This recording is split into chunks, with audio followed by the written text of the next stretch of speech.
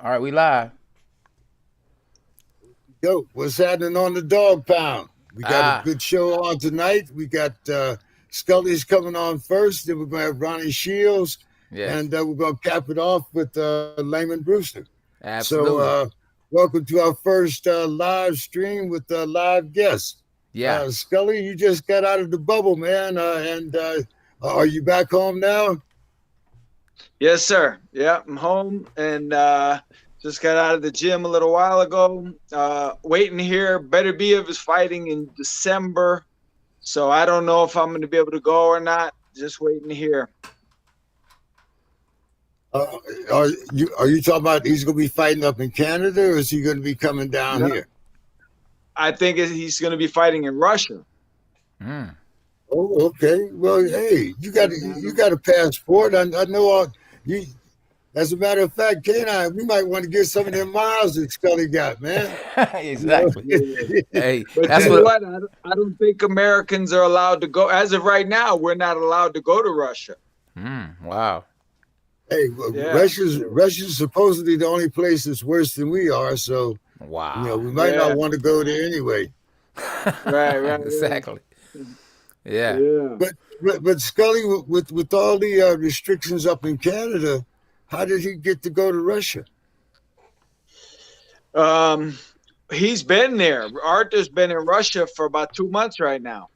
Okay, So he was able to go, and he just never came back. But Canada is different. Canada has less restrictions, I guess, than we do. For whatever I'm guessing, the Russians don't want us there. It's not us saying we're not going. I think it's them telling us we can't go. okay. So, Benavidev, you got Benavidev coming up in December. Seems like we're going to have a lot of things scheduled for December, but Scully out here in California, we're back in the purple stage. Here in San Diego, I think we had almost 1,000 deaths. It's over 900. Uh, and I mean, what you were planning, I think the last time we were talked, a reunion sometime in March. Oh wait, hold on. Scully, you Wait, riding sideways, bro. no, I can't even see you guys. I'm trying to find out, trying to get back with you. Hold on. Uh-oh. I got, I got. I'm In new to breaking this. news. Yeah, I'm new to this thing you guys got going. Hold on, let me see. Hey, if it ain't Hold on, broke, don't fix hold it. on. You I had it think I right like at this. first. You had it right. Yeah, I don't know what happened. Hey, look Hold at on. I think we should be good. Hold right. on. Okay. Yeah, you got extra on us. And my SB was just showing me Okay, I think too. I'm coming. She was like, "Look at it, y'all guys, y'all looking all Yeah, right." Till John Scully spoiled the problem. I, I know. Okay, wait. Hold on. I'm connecting. Hold on. Oh man, hey, yeah, you working Hold with on. Hold on. you working with Don King? Yeah, yeah. It says I'm connecting. Hold on. Uh oh, Okay. I don't know what's oh going on. An man, error. Well, uh Wait, try oh. again.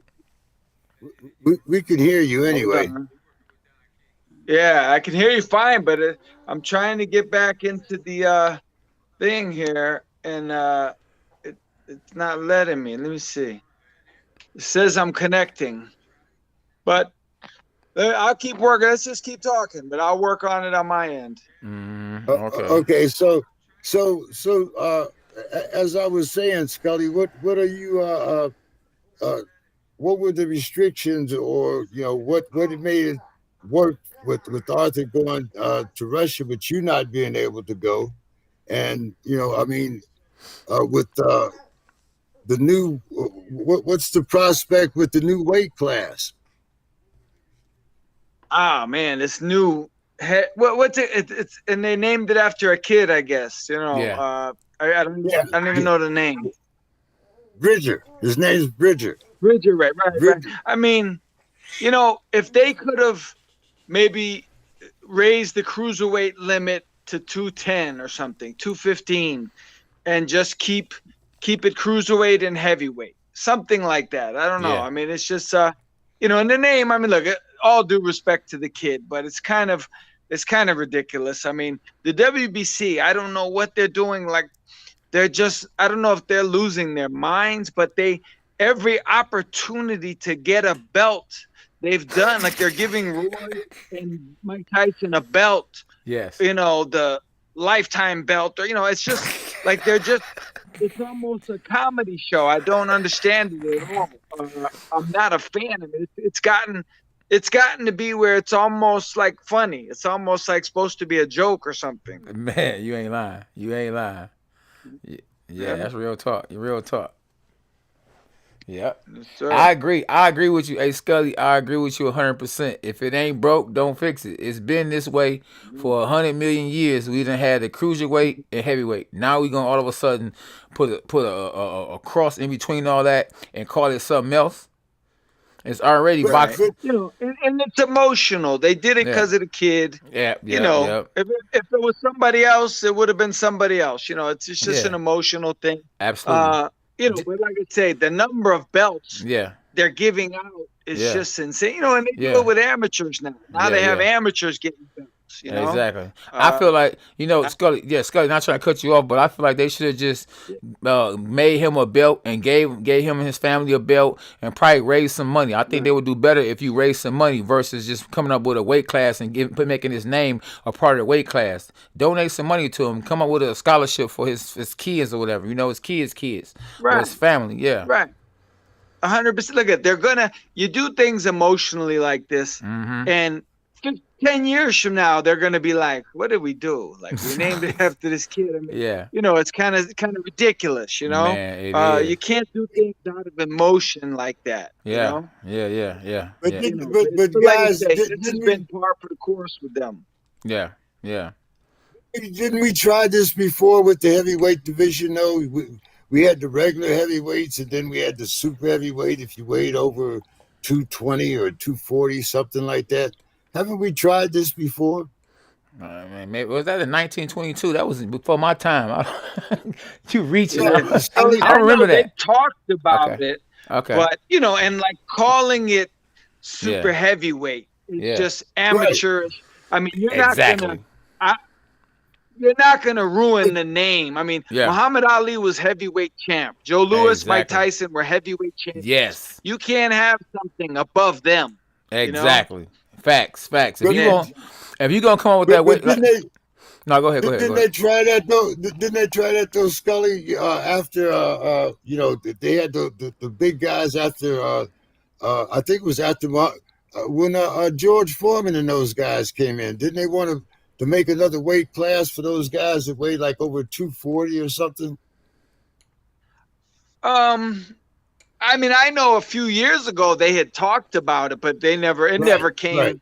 It was never serious. I didn't think it was serious. We never thought we never thought this Bridger thing was going to be serious either. So. Right. Yeah. I mean, like I say, I mean, I'm very, it's funny. And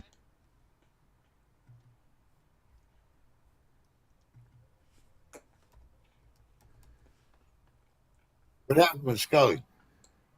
I don't know. Where'd Scully go? Yeah. I don't know. Scully. There he is. Okay. Scully. You back, Scully? Can you hear us? I don't know. I think he took himself out the game.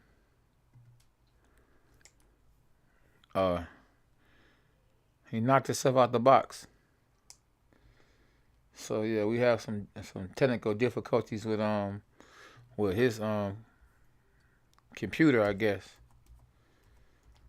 Well, he's probably doing it from his iPhone. Yeah, absolutely. Yeah, he probably, Then he old school. Probably, like, huh? Like, yeah. I'm old school. The best he could be is middle school. Yeah, exactly.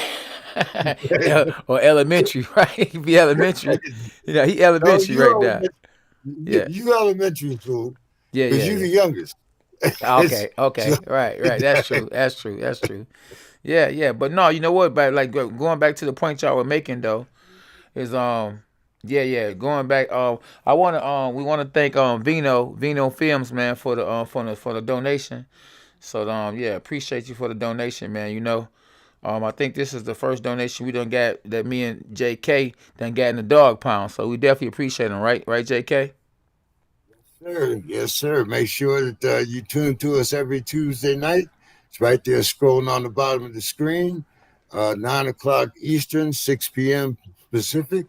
And as they say, every week we'll have some new interviews. We're going to try to make Scully as much a part of our weekly podcast. I mean, our weekly streamcast as possible. Tonight, we're also going to have Lamon. They're going to be probably moving over from our Sunday night weekend wrap. Uh, so, Yeah. Are we gonna have Ronnie Shields on tonight too? Ronnie Shields will be on. We're going to talk Okay. about, he has a new heavyweight. I mean, Okay. his heavyweight's been making noise. I think he's 10-0.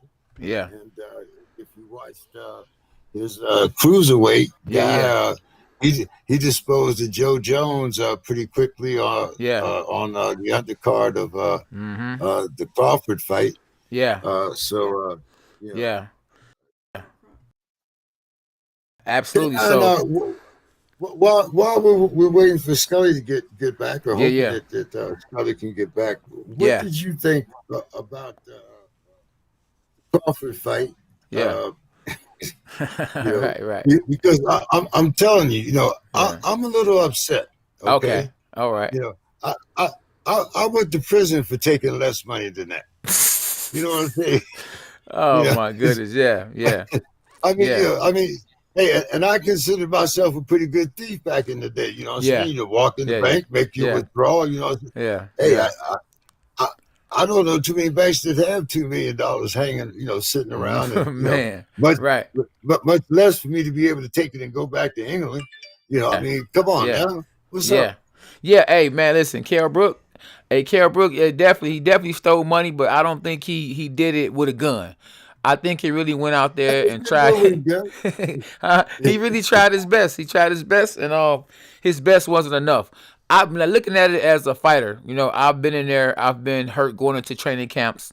I done got cut going into training camps. So I would try to protect my cut to actually prepare myself to get ready for my fight, not go into my fight with the cut open. So I'm trying to let my cut heal. So I think that with Carol Brook getting his eye socket broke twice with the fight in Triple G fight he had and the Errol Spence fight, I think going into his training camp he wore that bar, the Mexican headgear, and he was trying to protect his face. So I don't think he got hit in the face, period, in his sparring. So when he finally did get hit, I think he didn't know how to adjust to it and know what to do. It took him out the game. So I think that's what hurt him more than Terrence Crawford. Or you could call it, it's the same. You know what I'm saying? Same level. K9, Yeah. K9, Huh? if he had got hit, Yeah. okay, Yeah. you got hit with a jab, K9. You Yes, got hit but with a jab. yeah. But you got to remember this though, JK. I'm gonna give you a perfect example. Miguel Cotto. Miguel Cotto fights orthodox, but he's actually left-handed. So his strong hand is in front of him. So if he hits you with his jab, which is his strong hand, it could do damage. If you notice, he got a real good left uppercut to the body or left hook to the body. He got a real good left hook. You know why? Because that's his strong hand. Same thing with Terrence Crawford. When Terrence Crawford hits you with that right hand, which is his strong hand, when he's in a southpaw position, it's going to feel like a power punch. So Terrence Crawford jab is a power punch. You know why? Because he's right-handed. Make sense? I mean, hey, it makes as much sense as anything else. I'm just saying, I'm just saying. I mean, you got to really think about what I'm saying. It takes a real good, strong brain and somebody to understand and know what I'm talking about to get that what I just said. So people be real quick to be able to, and I'm not saying you, I'm just talking about fans. They be real quick to respond to what you're saying. But now I'm just saying you got hit with a jab. Rewind what I just said. He got hit with a strong right hand. Hold on. Yeah. Hold on, K9. I got Scully on the line. Okay. So we can finish it out like this. Okay. Uh, All right. uh, Scully, getting back to what I was asking, we were talking about Terrence Crawford and Kell Brook, and I was saying that to me it kind of looks like Kell Brook stole money. I mean, it does. It was kind of criminal. He didn't even get hit with a legitimate shot. I mean, he got I've never been in the ring, so I can't say that, but he got hit. He got hit with a jab. Scully. Yeah. Well, here's the thing.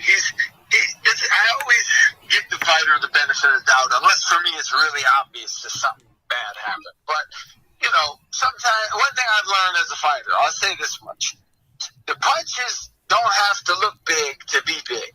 You know what I mean? Like, I've been hit with punches, and I see the tape on TV, and I'm like, man, I remember that punch, and it hurt a lot more than it looked like. And you know what I mean? So, and he's at the point. I mean, he's not who he was 4 years ago, 3 years ago. He's not the same guy.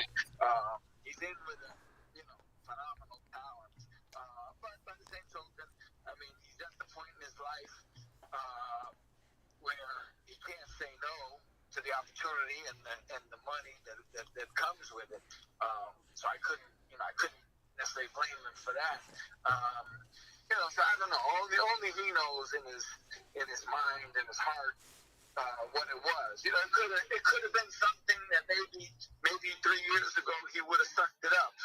He would have came through it. But at this point, he's on the other side of midnight, as they say, and it's closer to the end than the beginning, and it's over. He's at the end, so he got the money and it's done with. Yeah. I don't want to accuse him of anything or faking it or exaggerating it, because like I said, I mean, I know that it doesn't have to look big to be big. Yeah. Hey, John. What I was saying, John. What I was saying on Scully is that I was saying that when you actually fighting in your stance where your power hand is actually in front of you, like for instance Miguel Cotto, he is actually left-handed and he fights with his left hand in front of him. He has a great left hook and a great left hook to the body because he's standing with his strong hand. So I said that with Terrence Crawford go right-handed, when he goes southpaw, he hits you with that right hand. I don't care if it's a jab or a hook, it's gonna be super hard. And people are looking at it that it was a jab. No, it was a right hand. So Kell Brook felt it. Yeah, like I said, I mean, and you know as well as anybody. Like I say, it's like, I'll give an example. Like when Michael Moore, I've seen people say that Michael Moore faked it against Foreman because it didn't look like a big punch. Exactly. You know what I'm saying? Listen, George Foreman weighed 260 or whatever he weighed. Yeah. He caught Michael right at the end of the punch. Man. It was flush like a hot knife through butter. Yeah. That was legit. There's no way in the world that was fake. But you have people actually saying Michael faked it. I'm like, listen, man, it don't have to be dynamic looking, like punches George would have thrown 20 years earlier. It don't have to look like that. Yeah. So like I said, unless the guy very blatantly, obviously faked something, I would never, I always give the guy the benefit of the doubt because I know what it is, Yeah. Hey, so John, listen, when if they go rewind that fight, when George Foreman hit Michael Moore and he fell and he spit blood out his mouth and wasn't nothing fake about that. Right after he got knocked out, he looked up and spit out blood, and it might have been his two front teeth. Yeah, and that's the thing. People see the punch land, and they don't. You don't realize, like, your tooth could be gone. I mean, lots of stuff can happen. And like we've all got a million examples. But I had a fight on TV one time, and when you watch it on tape. Because I remember the punch. I remember the specific punch, and I went and watched it. Yeah. You can't tell. It just looked like a regular punch landed. There was nothing dramatic about it or anything. Yeah. But I tell you what, when I was fighting, we were in an arena. I thought the heater in the building turned on, and it was really loud. And I was saying to myself, in the middle of the fight, I was saying, wow, the heater's really loud. Mm-hmm. And then I realized that noise was in my head. That was from the punch I just got hit with. My brain was like vibrating really, really loud. Yeah. But yet, when you watch it on tape, you can't even tell anything was wrong with it. So, you know, the video doesn't always tell the story when you're talking about professional boxing. Hey, that's true. That's true. And you know, you don't know sometimes how a guy's hands being wrapped. Like, you know, you can mess with them hands. You can skimp them gloves and make the punch even feel harder. That's how come when you go wrap your hands, you got someone that goes in your locker room to make sure that you ain't skipping them gloves and that you're not putting something illegal in them gloves like Margarita was doing. So you get hit with a shot from Margarita, right, yeah, you know, and it's going to be hard. I've seen it. They put that plaster in there, and man, it's exactly. no joke getting hit with glove with 10 ounces. Man, 10 ounces. I hit one fighter, man, from here in Detroit, in Eastern Michigan. They asked me that I want to wear some 10s or some 8s. I said, give me the 8s, because I know the smaller the gloves, the harder the punch. Hey, and let me, you know, on that note, let me tell you something. A lot of people don't know. Do you realize, I don't even know if you know, do you realize when Sugar Ray Robinson was fighting championship fights back then, he wore 6-ounce gloves back then. Oh, wow. Yeah, they had a choice. Sometimes they'd wear 8s, and the reason that I brought the subject up, a guy asked me today. He goes, "Man, I was just watching the Thriller in Manila." Yeah. He goes, "Is it true that Ali and Frazier were wearing 8-ounce gloves? Because they said on the telecast they were wearing 8-ounce gloves." Yeah. Now, can you imagine Joe Frazier and Ali tearing each other up with those punches, and Ali's ripping them in the 14th round like it was the first round? 8-ounce gloves. Wow. Unbelievable. I couldn't imagine being a heavyweight and fighting with 8-ounce gloves. Hey, right, yeah. So they was fighting with some UFC gloves back then. Yeah, that's it. There you go. And remember glass gloves, and you know, it's crazy, man. Remember some of those 8-ounce gloves were horsehair gloves too, Scully. Ooh. Well, no, they all were back then. When I started boxing, they were still using horsehair. I used to spar with horsehair gloves, and all the amateur fights were horsehair. Yeah. So Ali and Frazier definitely fought in horsehair. There's no doubt about that. And that's you know, that's incredible. You know, that's why when they compare eras, it's not just that, you know, people need to realize, like, Floyd Mayweather never fought 6-ounce gloves. He wouldn't fight, you know, Ray Robinson in 6-ounce gloves. You know, but not murder. Just, yeah, but it's like LaMotta fought Robinson and beat Robinson, and they fought each other again like 3 weeks, 21 days later. Yeah. And, you know, that's two elite, top-of-the-line fighters. Yeah. Fighting 10-round fights 3 weeks apart. You know, boxing is a different game now. And, you know, the fighters are still great and everything, but the circumstances that they fought in other years doesn't even compare. You know? And this year doesn't compare at all. And they were going 15 rounds. Right. You know, all those things, you know, all those differences. I mean, it was, you know, it was a crazy, you know, it wasn't for everybody. And the funny thing is, there was way more fighters back then. They say, I read a statistic about 2 years ago, and it said this, and this is a fact. I was researching it. They said in the 1950s and the 40s especially, there were more professional fighters in New York City then than there are in the entire United States this year, right now. Imagine that. There's more fighters in one city than there are right now today in the entire all 50 states. Okay. That's a phenomenon. That's how many. That's the level of competition we're talking about back then. Yeah. I see. Ronnie Shields is trying to join the podcast with us too. So. Yeah. See if you can get Ronnie in, and in the meantime, we'll Scully.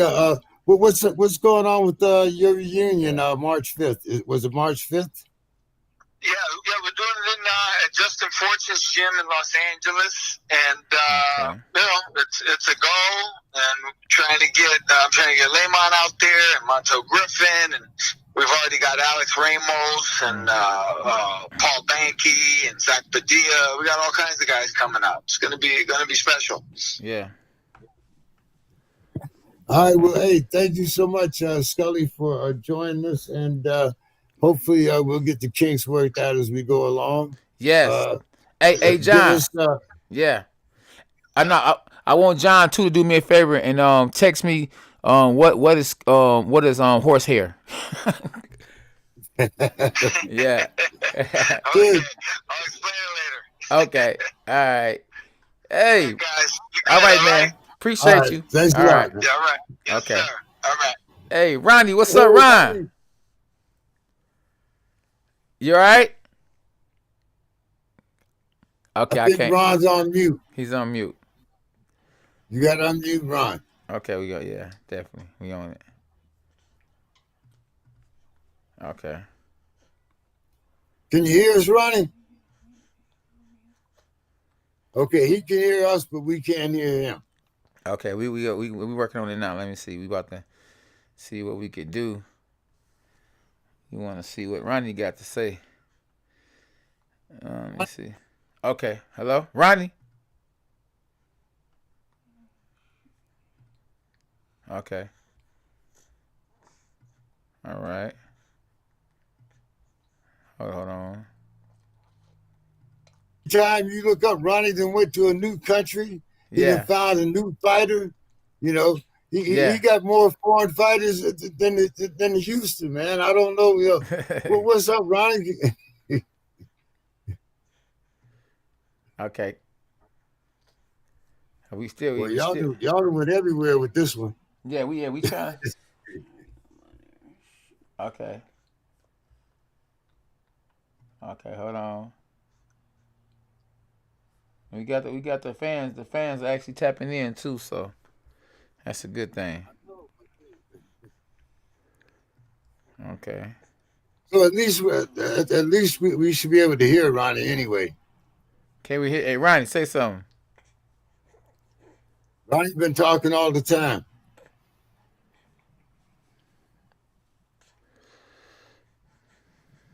Okay. We trying to get. K9 forgot to throw a jab here. He didn't change his name. We didn't change his name, your name. We got. Hey, this would be good if we was there. What was that, Jeopardy? Like, we could match up the faces and see who got who's what. Hey. Oh man. No, we on it. We just trying to get Ronnie off mute. Yeah. You know what? Hey Ronnie, just go off and reconnect. Go off and come back on the show. Yeah, go back out the screen, come back, yeah. Yeah.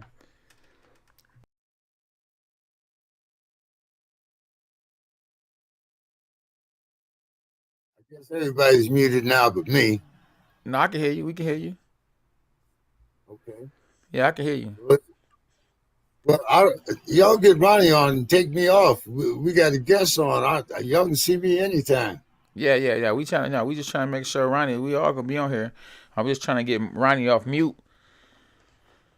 And the software is not cooperating, but we gonna get it.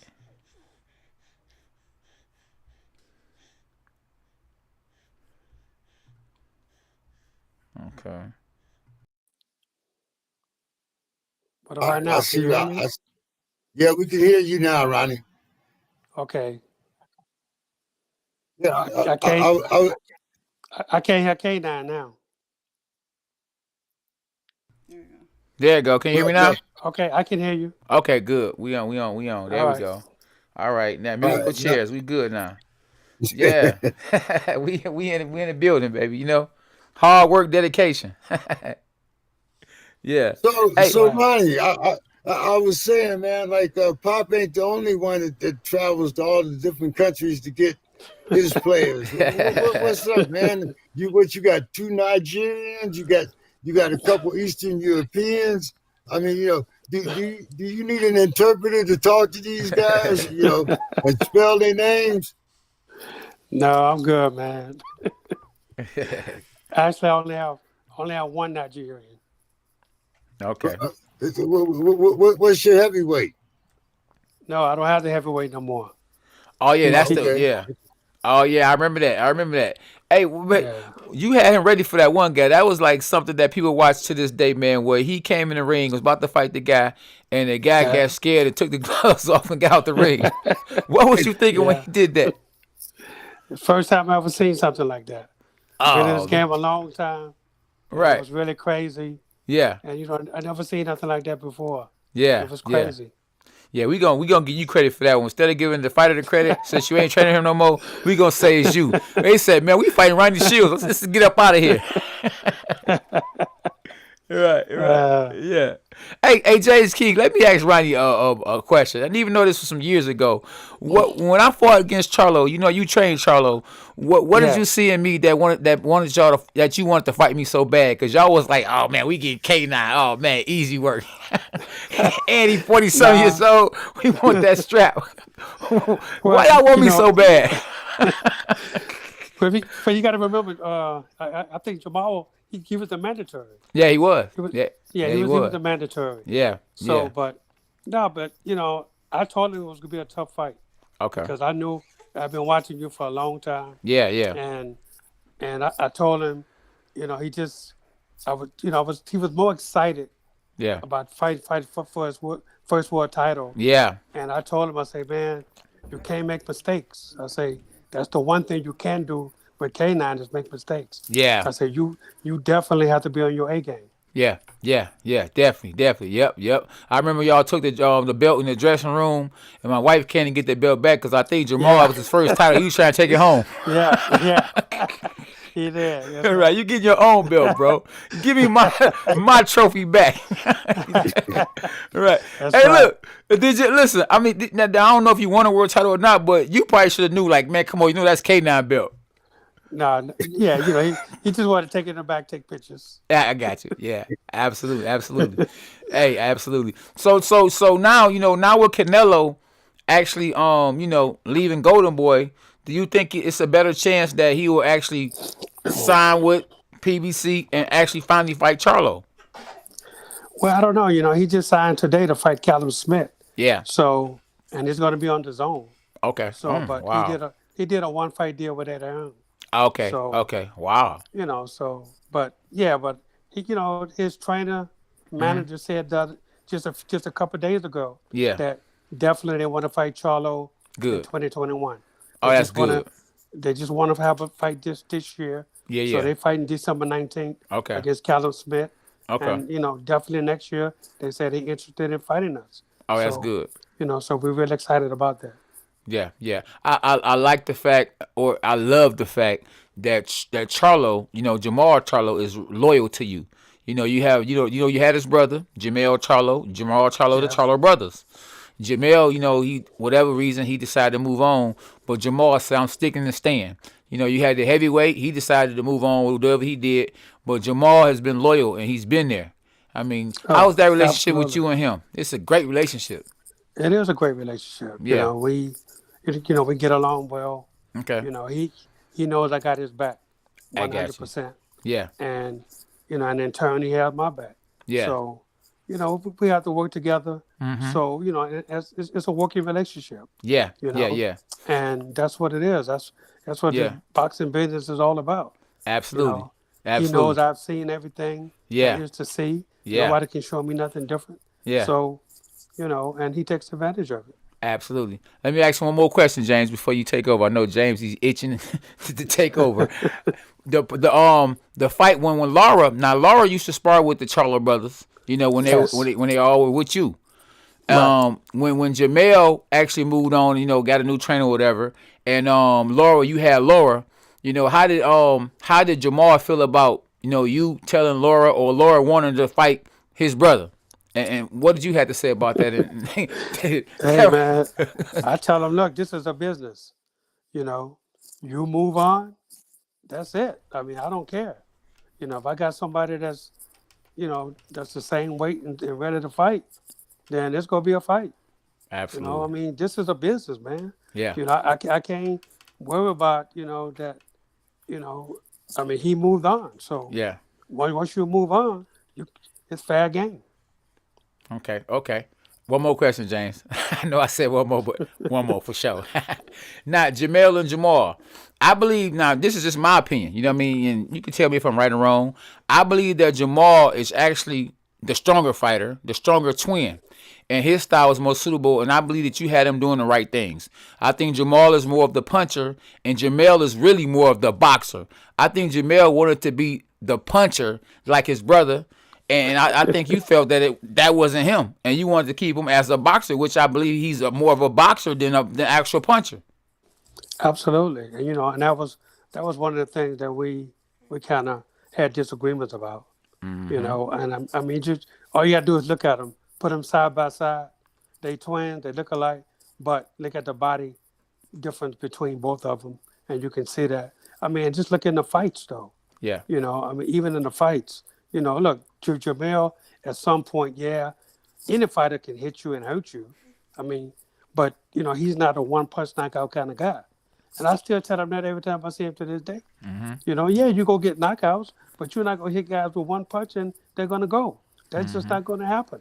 Yeah. You know, if he would stick to boxing, man, this kid, I'm telling you, he can be undefeated because he has all the skills in the world, but he wants to add power to it. And, you know, and you saw it when he fought Tony Harrison. Yes. Tony was seeing things, you know, in the first fight. He was seeing things come from far away. And that's why he wasn't able to hit him. Yeah. So, you know, but, you know, you can only tell guys, I can only tell guys what I see. Yeah. You know, You're a great trainer. You're definitely a great trainer. Either you listen or you don't. You know, simple as that. Absolutely. JK, talk to the man, Ronnie Shields. Well, Ronnie, you know, we go way back. And Absolutely, I don't know, James. I don't know if you want to really indulge it or not, but we had a conversation before Charlo fought K9. Do you remember? Right. At that time, you were on my Sunday show. Yes. And we discussed a lot of fights that you had coming up. And I think it was the possibility between K9 and someone else, even though K9 was the manager, but you were pretty confident going into that fight. And K9 admitted that, you know, he had hurt himself going into that fight. Yeah. Did you have any, you know, like insider knowledge, you know, that K9, you know, wasn't the K9 that you know, you normally thought that he was going to be? No, absolutely not. You know, I was just confident in my fighter. Yeah. You know, I mean, my fighter was the younger guy, you know, and probably the stronger guy. I mean, look, I mean, the difference between K9 and him at that time was Jamal looked way bigger and stronger, you know. And, you know, look, I mean, in this business, you know, once you get in that ring, everything else goes out the window. Yeah. You know, there's no excuses in this sport, man. I've had guys that's been injured before and has lost before, and they want to make an excuse, say, well, I was injured. Well, you know what? If you injured, don't fight. You know, Exactly. I tell them that all the time. Yeah. You know, no, I mean, and it's serious. Hey, You know, I mean, it is what it is. Yeah. That's the nature of the sport. Hey, Ronnie, you know, the IBF was putting so much pressure on me that even though I had like a little rib injury, right, I was scared to pull out the fight and postpone it because remember I postponed it the first time from the cut. Yeah. And I didn't want them to strip me because, you know, Al Heyman, he running boxing. He got all them TV dates. They just said, listen, we going to let Jamal fight somebody else for that belt and strip me. And then I would have to be on the side waiting for a title. And the money would have been there. So I'm like, man, I'm going to take my chances. I'm going to go out swinging. You know what I'm saying? You're going to get me or I'm going to get you. And that's the way it ended up happening. Yeah. Absolutely. Yep, absolutely. But one thing I can say, though, is that even if I wasn't injured, he was a lot better than I thought he would be. He was more focused. Like he's one of the younger guys that's really seriously focusing. I don't know if I'd have really been ready for him, even if I was really focused on him, because I didn't look at him. I Right. looked at him as a young guy. Oh man, he just want to fight for the belt. I'm straight. He ain't. I should have been like really focused. Like, he was on his stuff, and then he had you. You know what I'm saying, right? So, Emmanuel Yeah. Stewart passed. Emmanuel Stewart wasn't nobody Yeah. there telling me, K9, you better be take this man seriously. Man, they got Ronnie Shields. That guy's a good fighter, so you better be. So, That's right. I was in trouble, bro. Hey, I was in trouble even if I wasn't injured. To be honest with you, I did. Hey, I remember being in a fight, and I mean my quarter, man, they was very inexperienced. I don't hear them Right. saying nothing. All I hear is, "Oh, jab, throw the." I'm listening to you. I'm like, "Oh, he about to throw a jab. Let me watch out." Yeah. Hey, listen. I think that you if he didn't have you in his corner, I'd have had even a better chance. But you really, he deserve everything you get from him. You are really making his career what it is. He got a lot to do with it, but a good corner. You know what I mean? If you notice, I even came to you before we was in this position, and I said, "Man, Ronnie, I want you to help me. I want you to train me because I knew Yeah. you one of the great minds in boxing." Well, I appreciate that, man. Absolutely. You You're know, only gonna go as far as your team take you. absolutely. That's Yeah. true. Yeah. Much respect, man. Well, I appreciate So, that, Ronnie, man. Yeah, for sure. where did you find this cruiserweight, man? Well, actually, when they first came over from Nigeria, they both named one is Efitoba Opochi. That's the one I have now, and and the other one was Efi Ajagba. But they came over as a team together, and and then things happened with the heavyweight, and so after the split with him, then the cruiserweight. But I always thought the cruiserweight was gonna be really really good. Also, I mean, I thought they both had a chance to probably fight for a world title, but not only fight for it, but win it. And but now we just had the cruiserweight. Let me tell you something, man. This kid, he's something special. He he has a crazy style. His style is just so crazy, but can punch with both hands. And I mean, and that's rare in today's fighters that you got a guy can punch with both hands. And I mean, I'm telling you, man, this kid has more stamina, and he's just turned 33 years old. So now we're in the kind of rush moment with him. We're going to push him to try to go ahead and try to get him a title fight as soon as possible. But the next fight definitely going to be a top 10 guy. We have to push him because he is 33 years old, and but he's ready, man. He's ready. He trains hard. You know, the strongest guy Joe, I've ever seen in my life who don't eat meat. Wow. He's like a I think Joe. vegetarian. I think Joe Jones knows he's ready. Nobody else knows. Well, Joe Jones definitely know he's ready. Yeah. He knew if when the bear ran, he knew if a Tobo was ready. But Ronnie, you've managed, a great career, and some great guys. The only thing that I'm mad about it, and probably you're not, it doesn't make any difference to you because your career is set. But I'm just mad that you don't have more trainer of the year awards, man. Hey, real talk. Yeah. There's one thing I don't worry about accolades and stuff like that, man. My whole thing basically is helping these fighters to get to be the best that they could possibly be, and to get to, every fighter, man, if they don't have a dream of winning a world title, they're in the wrong sport. You have to have that inside of you already, and don't look for me to bring it out of you. You have to do it yourself. But as long as I see it in them, then that helps me to push them even harder. Because that's what I know. That's what they want deep inside, Right. and and I want that for them, for each and every one of them. And look, and I know, out of 50 fighters, you're lucky if you get 2 or 3. But I've been very fortunate to have so many, Yeah. and I just thank God for that. Yeah, I wanted to actually bring that up. I'm glad you said that. For the people that's on here that don't know who Ronnie Shields is, and they just think you just popped out of nowhere, let them know like some of the people that you have trained before Charlo. You know what I mean? Like some of the great fighters. Didn't you train Holyfield? Holyfield, I worked with Evander Holyfield for a long time. I worked with Rocky Alakovich. I worked with Mike McCallum. I worked with Jesse James Leha. I worked with Vernon Forrest. I, I worked with probably my favorite fighter ever, you know, and probably you guys too probably know this guy. His name Pernell Sweet Pea Whitaker. One of the best fighters ever to put Man, on a pair of gloves. You yes, know, I work with, I just so many fighters, man. Juan Diaz. yeah. Uh, oh man, Well, it just goes on and on. Yeah.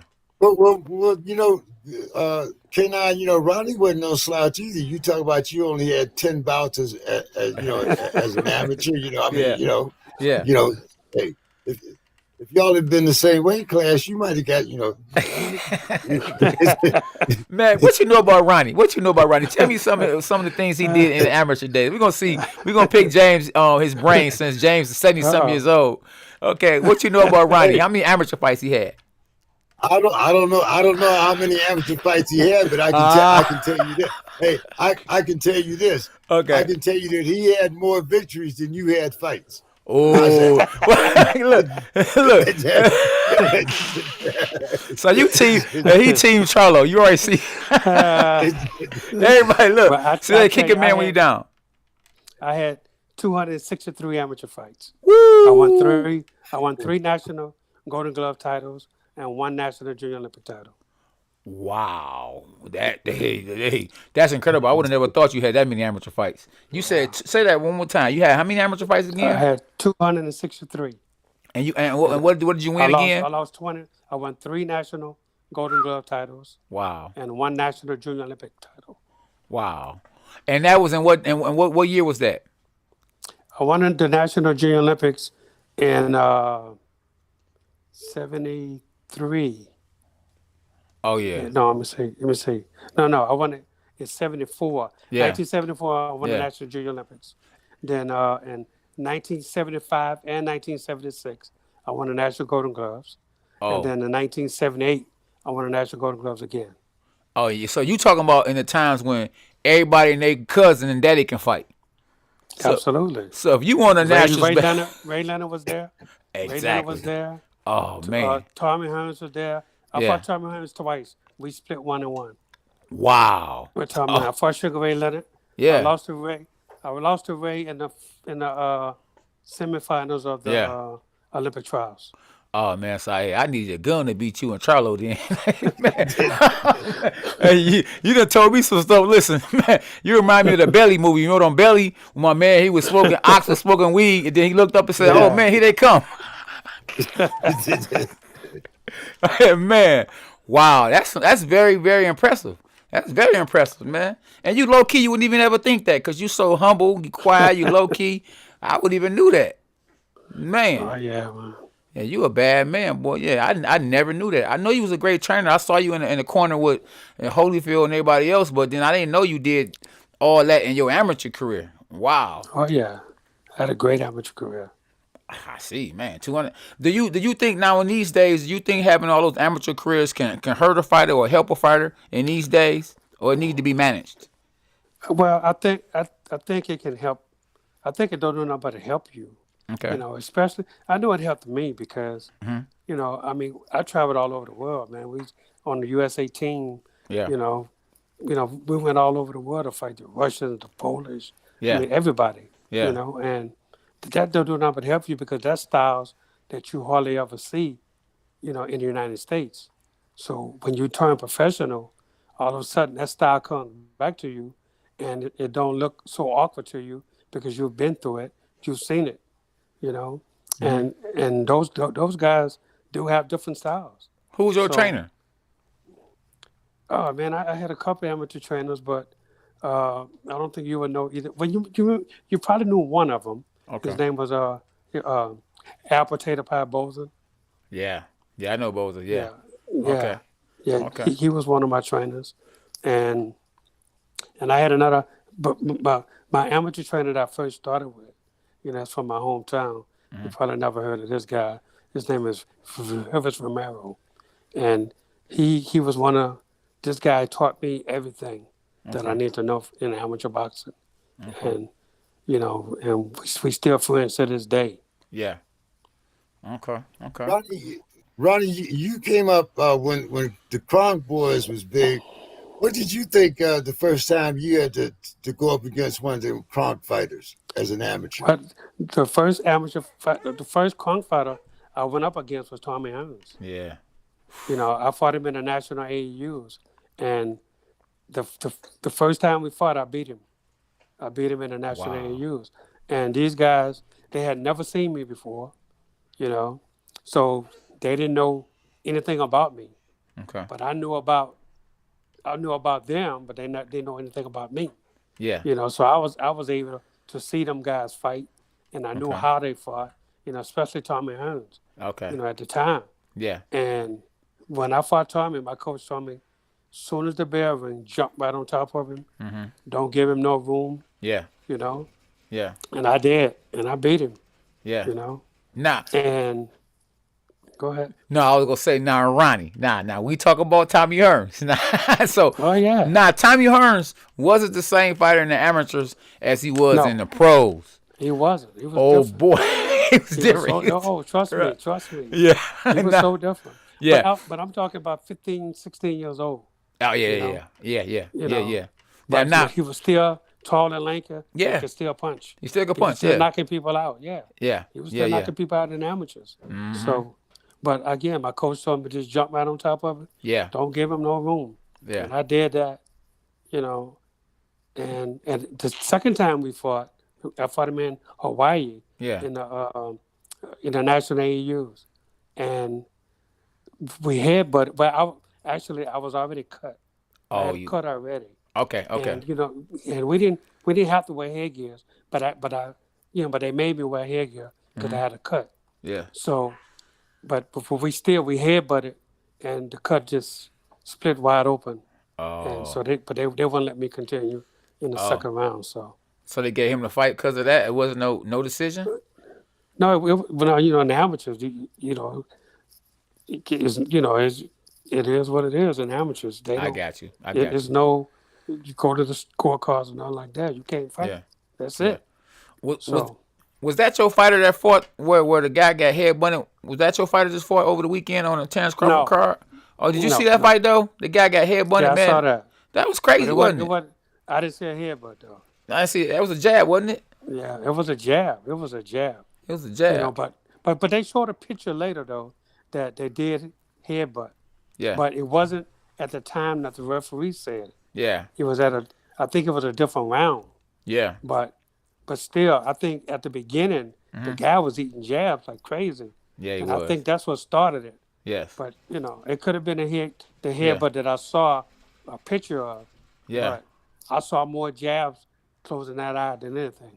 Right. Do you think? I think that normally when you get hit with a jab like that and your eye swell up instantly, it's normally a thumb. Do you think that he actually got thumbed, or that was the flat out jab? No, it looked like it was just a flat out jab. Okay. You got to Yeah. remember these guys are small guys. They have Yeah. 8-ounce gloves on. That's true. So That's true. and the gloves ain't that. Everything hurts when you get hit. When them 8-ounce gloves. Yeah, that's right. That's right. No, you're right. JK, go ahead, JK. I don't want to hog up. Hey, you the one got Ronnie on tonight, so go ahead. And No, Ronnie don't answer my calls. Look, I ain't right. Let me see. No. I want to ask you about the Telefimo Lomachenko fight, man. Yeah. What did you think about? Did you think that Telefimo was on his way out? Or did did Telefimo come up with a better game plan? What was your thoughts? I don't think anybody really saw it coming that one-sided. Yeah, I didn't for sure. I picked Lomo. I picked Lomo to win because I really didn't know too much about Telefino. Oh. But I seen him, but when you don't have nobody going up against a guy, you really don't study him. And I Right. didn't study him enough to Yeah. even call that fight. But I picked Lomar because of all the experience that he's had, and and stuff like that, and that's the reason I picked him. Yeah. But I did say the only way that Lopez could win is if he jump on him and stay on him. Don't give him an opportunity Yeah. to, to get punches off or dictate the pace. Because if you let Lomo dictate the pace, it's over. And this kid came to fight. Yes. And he fought a great fight. And again, although Lomo had surgery after the fight, Yeah. claiming an injury, Yeah. you can't make that as an excuse, You can't. You can't. because you can't take a great victory the way this kid fought Yeah. away from him. They just should have said, look, I hurt my shoulder, blah, blah, blah. Yeah. But it's no excuse. Nope. But, you can't make excuses. And That's- let me yeah. tell you something. I don't think Lomo wants to go back in with this kid. Yeah. I really and truly don't. He acting like He it. He could be keep at talking his- about it. He keeps saying he Well, wants to. because he's a fighter. Yeah, And, yeah. he was one of, they had him up there pound for pound, one of the Yeah. best fighters in the world. Yeah. So you gotta talk the talk. That's right. But- That's right. But Lopez walked the walk. Yeah. What do you think about Wilder? Wilder and Tyson Fury, it's a lot going on. And then Mark Breland, they say he shouldn't have stopped the fight. I think he should have stopped the fight. I mean, what do you got to say about that? Well, Mark Breland and I have been friends for Yeah. years. And Mark is a good trainer. Yes. And Deontay Wilder wouldn't be what he is today if it wasn't for Mark Breland. What all Mark Breland did, what any trainer would have done, stop the fight when he's seeing his guy. Every trainer know his fighter, Yes. and he saw that Wilder didn't have anything. He didn't have anything that was working against Fury, and, a lot of mistakes was made on Wilder's part. Number one, going in there with that heavy uniform on that he had, that's number one. But number two, nothing he did worked. Yeah. Everything was going against him. No plan And B. then when you're getting hit from a guy that big, Yes. and look, we have 4 guys to die in the ring Yes. within the last year. So he definitely could have been the 5th guy Yeah. if you don't stop the fight. Me personally, Yes. I told Mark I would have stopped it the round before. Yeah. I would just told him in the ring, look, man, you can always come back and do this again. It's over with. I would have stopped the fight before he took that beating, Yes. And Mark Breland did the right thing, Yeah. and then you fire the guy Yeah. because you say you want to go out on your shield, Yeah. Yeah. If you die, people would have been looking at one person, Mark Breland. That's right. They wouldn't look at nobody else but Yeah. Mark Breland if he wouldn't have stopped that fight.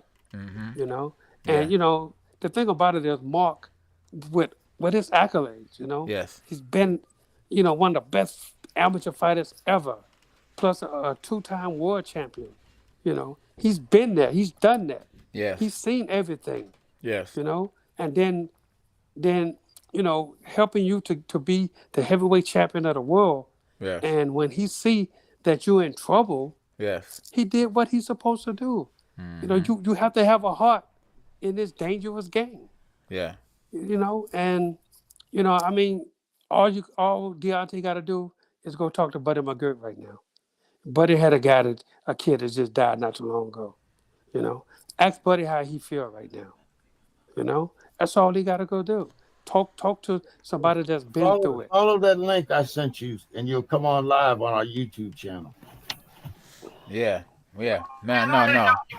Hey, listen, Ronnie, I agree with you 100%, man. But what do you do? So let's just say, No, brother. let's Peter just say- Jefferson.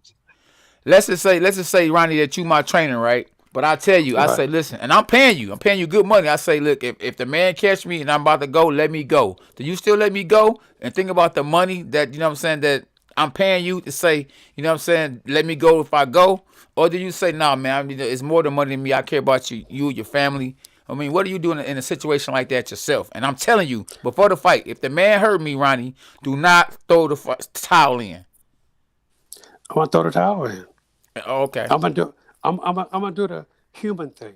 Yeah. Yeah. You know, But are you gonna tell because- me? Are you gonna tell me like, okay, now listen, if you get hurt, I'm throwing the towel in, or you just gonna wait till everything play out? No. If I feel you can't defend yourself, Yeah. I'm gonna tell you. And I tell all of my fighters this Yeah. to this day. And Okay. I've always told them, Yeah. if you get hurt to a point that I feel you can't defend yourself, Yeah. I'm stopping the fight. Absolutely. Plain and simple. Yeah. You know, Yeah. look, boxing is a hard sport. Yeah. But I mean, I got to see it for myself. If you Mm-hmm. are to a point to where you can't do anything, Yeah. Yeah. you can't fight back. It's no sense in you taking a beating for what? Right. It doesn't make sense because look, the money you're talking about, Yes. you ain't gonna be able to spend it Yes. if you dead. Yeah. That's true. You know? That's true. So you know what? So it's different with you. See, with you being a former fighter yourself, with all that experience you got, you know what you're doing. So if it was someone who they never fought in their life and they stopped it, they might be doing it off emotions, don't know what they're doing. You know when a fighter's taking too much punishment, or he can end up dying. Absolutely. Yeah. Absolutely. I mean, I've seen it. Yeah. And I have a cousin that was a good fighter. Yeah. You guys probably know who he is. Cipian. Yeah.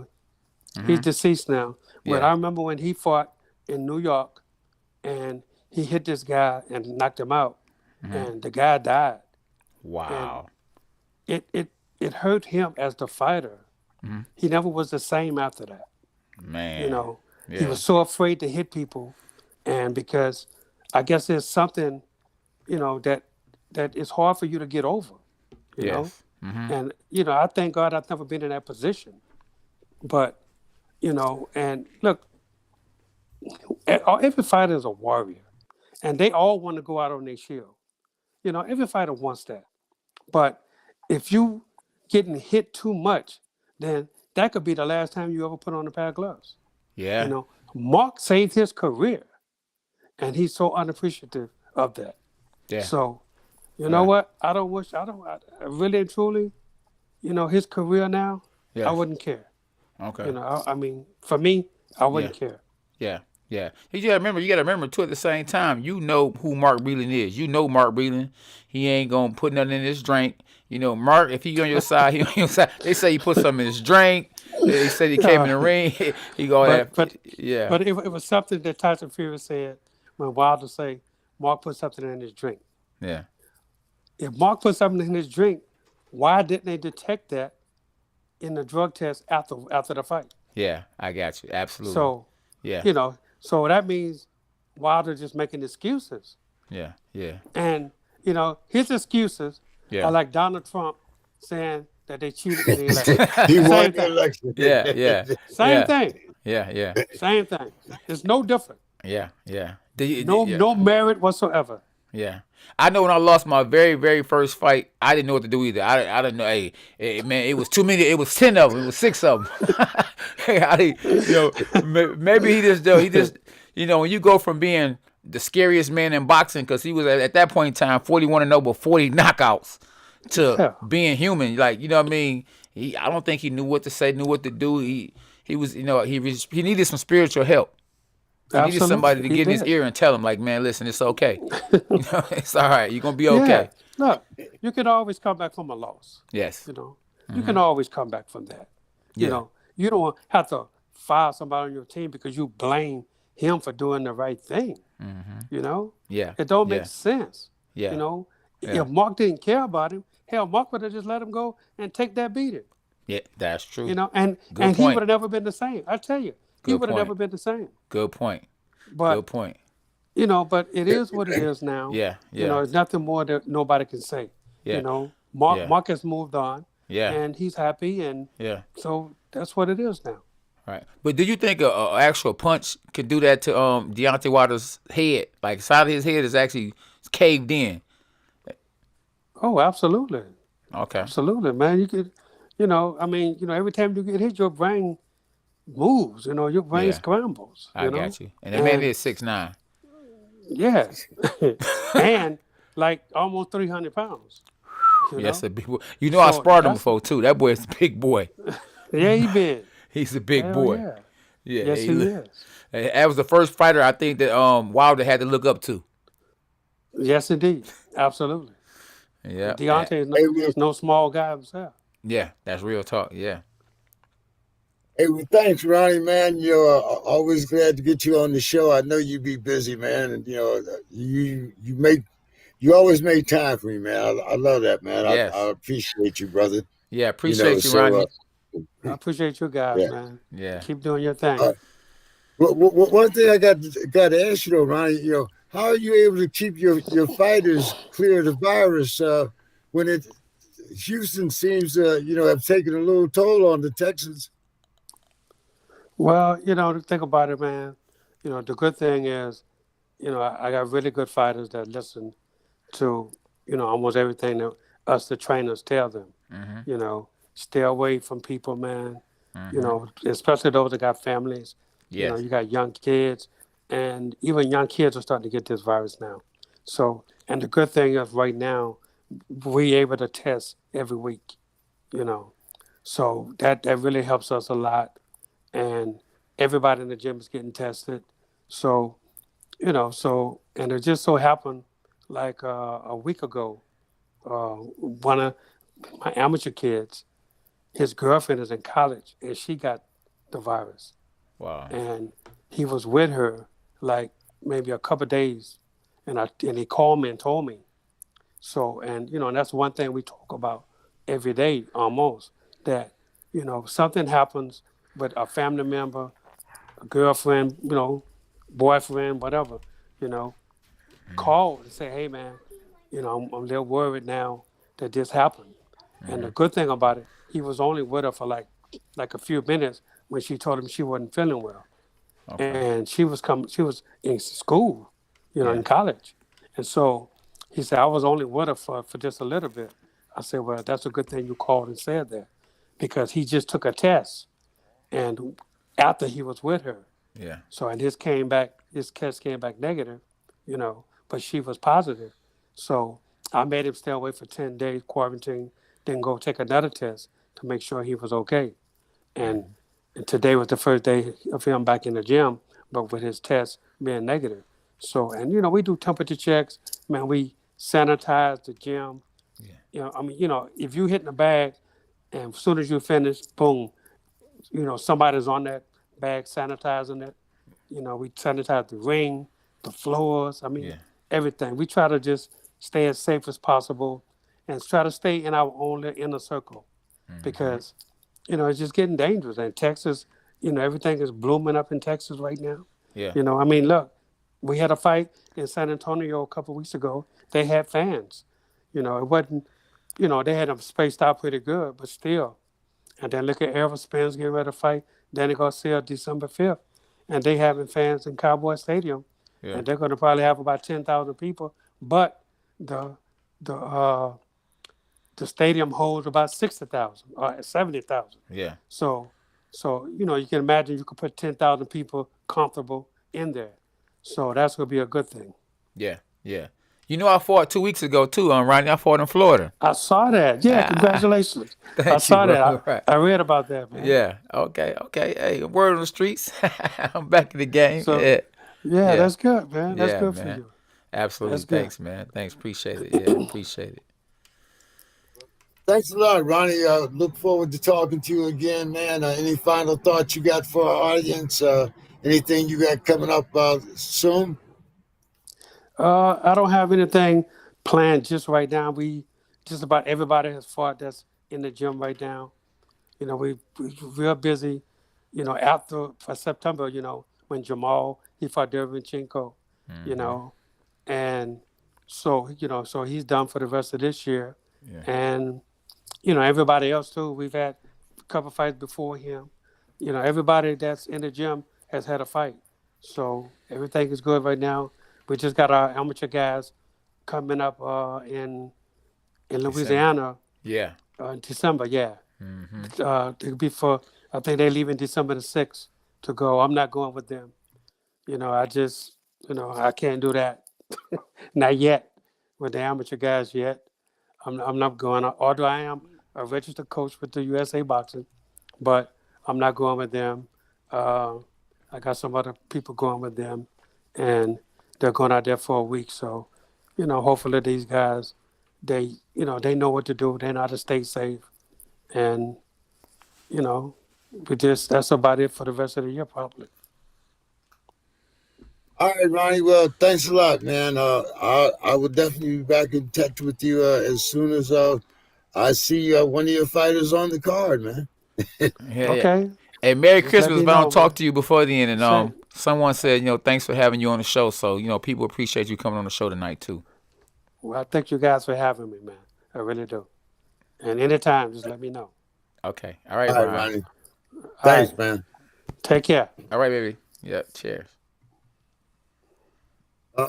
Well, K9, Yeah. Lamon said he was having a little trouble Okay. getting on the video part, so I have him here on the audio. Lamon, how you doing this evening? Hey man, how y'all doing, man? I've been trying the whole time to get on. Yeah. Tell him to go back on. Let's try to see if we can get him on. All right. I'll try to go back on. I don't know why it wouldn't come on, but I'll try it again. Okay. Maybe I was thinking because you had too many guests on or something. I'm not sure. You might have to hit the thing where it says join. Yeah, no, I did that. Okay. I did it earlier. Okay. Like I'm saying, let me see, turn it around. Like I'm. You seeing? I gotta turn my camera. Yeah. You got a good picture of your feet.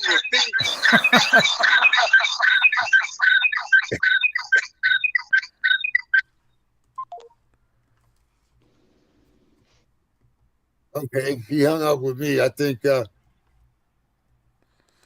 a minute. Let me see. Okay. Can you see him? Can I? Let me see. No, I don't see him. I got Lamon Brewster under my name now. Okay, there he is over there. Yeah. Oh, yeah. That's the stuff take a little time. We just trying to.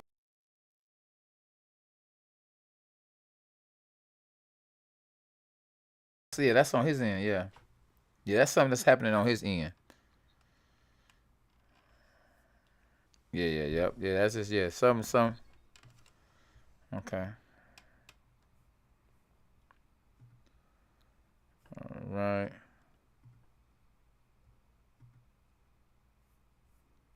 Okay. Hey, I see him now. I see him. There he is. Spoonhead. All right, Champ. there's the champ. The champ is going here. on? The other What's champ. going on? The other champ. Right. The Champ talk. big champ is here. Yeah. What's going on, fellas? Hey man, How we y'all good. doing? What's happening? Hey, Oh man, we trying something a another little day. different. Trying to get up to modern techniques. We Yeah. tired of being the Wright brothers, and now we want to be Southwest Airlines. We in the jets Wow. now. Yeah. I heard that. Yeah. Absolutely. What's the word, man? What's the word? Lamon Brewster, what's happening, man? LB. Shoot, man, just trying to make it happen, man. I'm working really hard with Yeah. the city of Indianapolis to try to Okay. bring about my mentoring program that I was telling you I want to expand to the other champions. And Yeah. so, man, it's just, it's like a fight, you Yeah. just got to keep going. Yeah. And it's going good, man. Yeah. Slow and steady wins the race. So at the end of the day, man, I'm getting there every day. Yeah. Tell me, is Terrence Crawford the best pound for pound fighter in the world? He showed me some vulnerability when he first got in there even though he beat Kell Brook kind of easy, in the first couple of rounds, it looked like Kell Brook was up to something. He swole Terrence Crawford eye and everything. Terrence had to go to plan B and turn southpaw to finish Kell Brook. Well, man, and I'm glad you said that because I was trying to look at it from his standpoint. he first came out in the conventional stance, which is not his normal. And I think he just did that to be able to psychologically break Kell Brook down, because Kell Brook probably was expecting for him to come in southpaw, but he thought he'd show him something different. Because if you notice, by the time he turned southpaw, he started breaking him down right away. Whereas in the beginning, Kell Brook was able to really successfully utilize his jab, and he was getting a little comfortable with it. Yeah. But as soon as Crawford started switching up, man, I think it cast that shadow of a doubt, like, okay, I got to adjust like this. And just the whole thought process that it takes to be able to fight a southpaw, especially after his mind already said, I believe he's going to come out southpaw. Oh, no, he's right-handed, so I got to get my mind in gear of how I will fight a right-handed. So that little confusion that he was able to cast might have been just enough to allow him to stop him in that fashion, because I didn't see Kell Brook getting stopped that soon. Yeah. Well, exactly. He changed the game real quick. Like I was saying, I think that his eye socket, I'm not taking that away from Terrence Crawford, but I think Kell Brook been done. When he fought Triple G and Triple G broke his eye socket, and then Errol Spence broke the other eye socket, I think he was done then. Yeah, you didn't know that? No, I didn't know that, man. Wow. Yeah, he was, man. Crazy, man. Look, see. Yeah, that's crazy. Yeah, his eye socket was broke. Yeah, his eye, man. Kell Brook got a full metal jacket across the front of his face. Yes, exactly. From eye to eye. Eye to eye. Yeah. So when he was sparring, he probably wouldn't get no full contact. He definitely had the Mexican headgear on, and he was not getting hit full contact. So when he finally got hit, he didn't know what to do. That's why he was out of there so quick, because he ain't been getting hit. You know, you gotta get used to getting hit when you're getting ready for a good fight. If you ain't used to getting hit, you finally get hit, you already know what the outcome gonna be. Night. That's true. That's absolutely correct, my brother. Absolutely. Thank you for agreeing with me, champ. That's why we both champions. Yeah, man, hey, I always agree with you, big dog, because you be on point, man. That's why, like, I love when brothers like yourself take the opportunity to let boxers, to let just the boxing world hear real championship talk, man. Because you talk from the standpoint of, I know what this person is going through. Like, a lot of times you hear a lot of these people that call themselves these announcers, sportscasters or whatnot. They don't know what it's like to be tired or to be hurt, or when all they can do is lay next to that girl and imagine it was them in the ring. Yeah, absolutely. We call them trolls. So, like, the people be sitting there, you in a fight, right? Man, K9, you should have been moving your head. Like, bro, have you ever moved your head in the ring before? Have you ever even put on a pair of gloves? Man, and you know what I hate is when people say, "Why is he tired?" Like, you have no idea. You have no idea. Exactly. Like, man, the mental, the weight of the world that we try to leave outside of the ring when we're in the ring fighting. And, you know, oh my gosh, man, it's an incredible thing. That's why I say boxers, in my opinion, are some of the best actors on earth. Because how many times you've been uncomfortable, been hurt, been tired, even been happy, but couldn't show it. You know what I mean? Exactly. I mean, man, we some good actors, dude. Exactly. Yeah. On the flip side, the acting part could be bad too, though, because then it look like really Kell Brook, like you say, James, then look like he really got hurt, like he robbed the bank. Well, you know, man, the thing. You know, go ahead. I'm sorry. Go ahead. Now, wait a minute. Now, let's see. $2 million. 4 rounds. What's that? 12 minutes. Yeah. Come on, man. And one punch. If that ain't stealing, come on. You know, at least, he could at least put on the mask. You know what I'm saying? You know. Yeah. Yeah. I want to know what I want to ask another question too, though, Lamon, and you too, JK. I think that when these guys go into the stare downs after they weigh in, I think it take from the actual or how a person really feels with them mugging each other and staring each other down at a distance. I mean, if both guys are cleared and don't have corona, then why they gotta have masks on and then stand at a distance? I should be able to be in your face like, yeah, boy, what you want to do? Like, well, I'm gonna knock your head off. That's taken away from the actual fight to me. Well, I'll just say that I understand what you're saying. It's like you're okay to hit each other, but you can't stand face to face the day before. Like that's really a stupid thing when you think about it, man. Good point. But but me being Mr. Who I am, like I okay, this is just me, man. Like for me, I never liked them stare downs, man, because it's like if all of the training that I did is determined by how I stare at you for a fight, then I shouldn't even be there. And then it's okay. Maybe it's for the media saying, well, that'll get some last minute ticket sales. Okay, that makes sense. But then again, what you're doing is telling every fighter that this is what you have to do to be a good fighter. You have to look at somebody like you're going to kill them. Well, when a real fighter, now look, I don't speak for everybody. I'm speaking for myself. I was always taught that when you get in the ring, his eyes can't hit you. So if his eyes can't hit you, don't focus on his eyes. Focus on the center of his body, so peripherally you can see his feet moving, you can see his hands moving, you can see if you hit him with a good shot or if you didn't hit him with a good shot. So what is it gonna do for me to get on the scale? And the type of person I am, one of the reasons why I always wore glasses is because I didn't look my opponent in the eye because I started laughing because I thought it was stupid.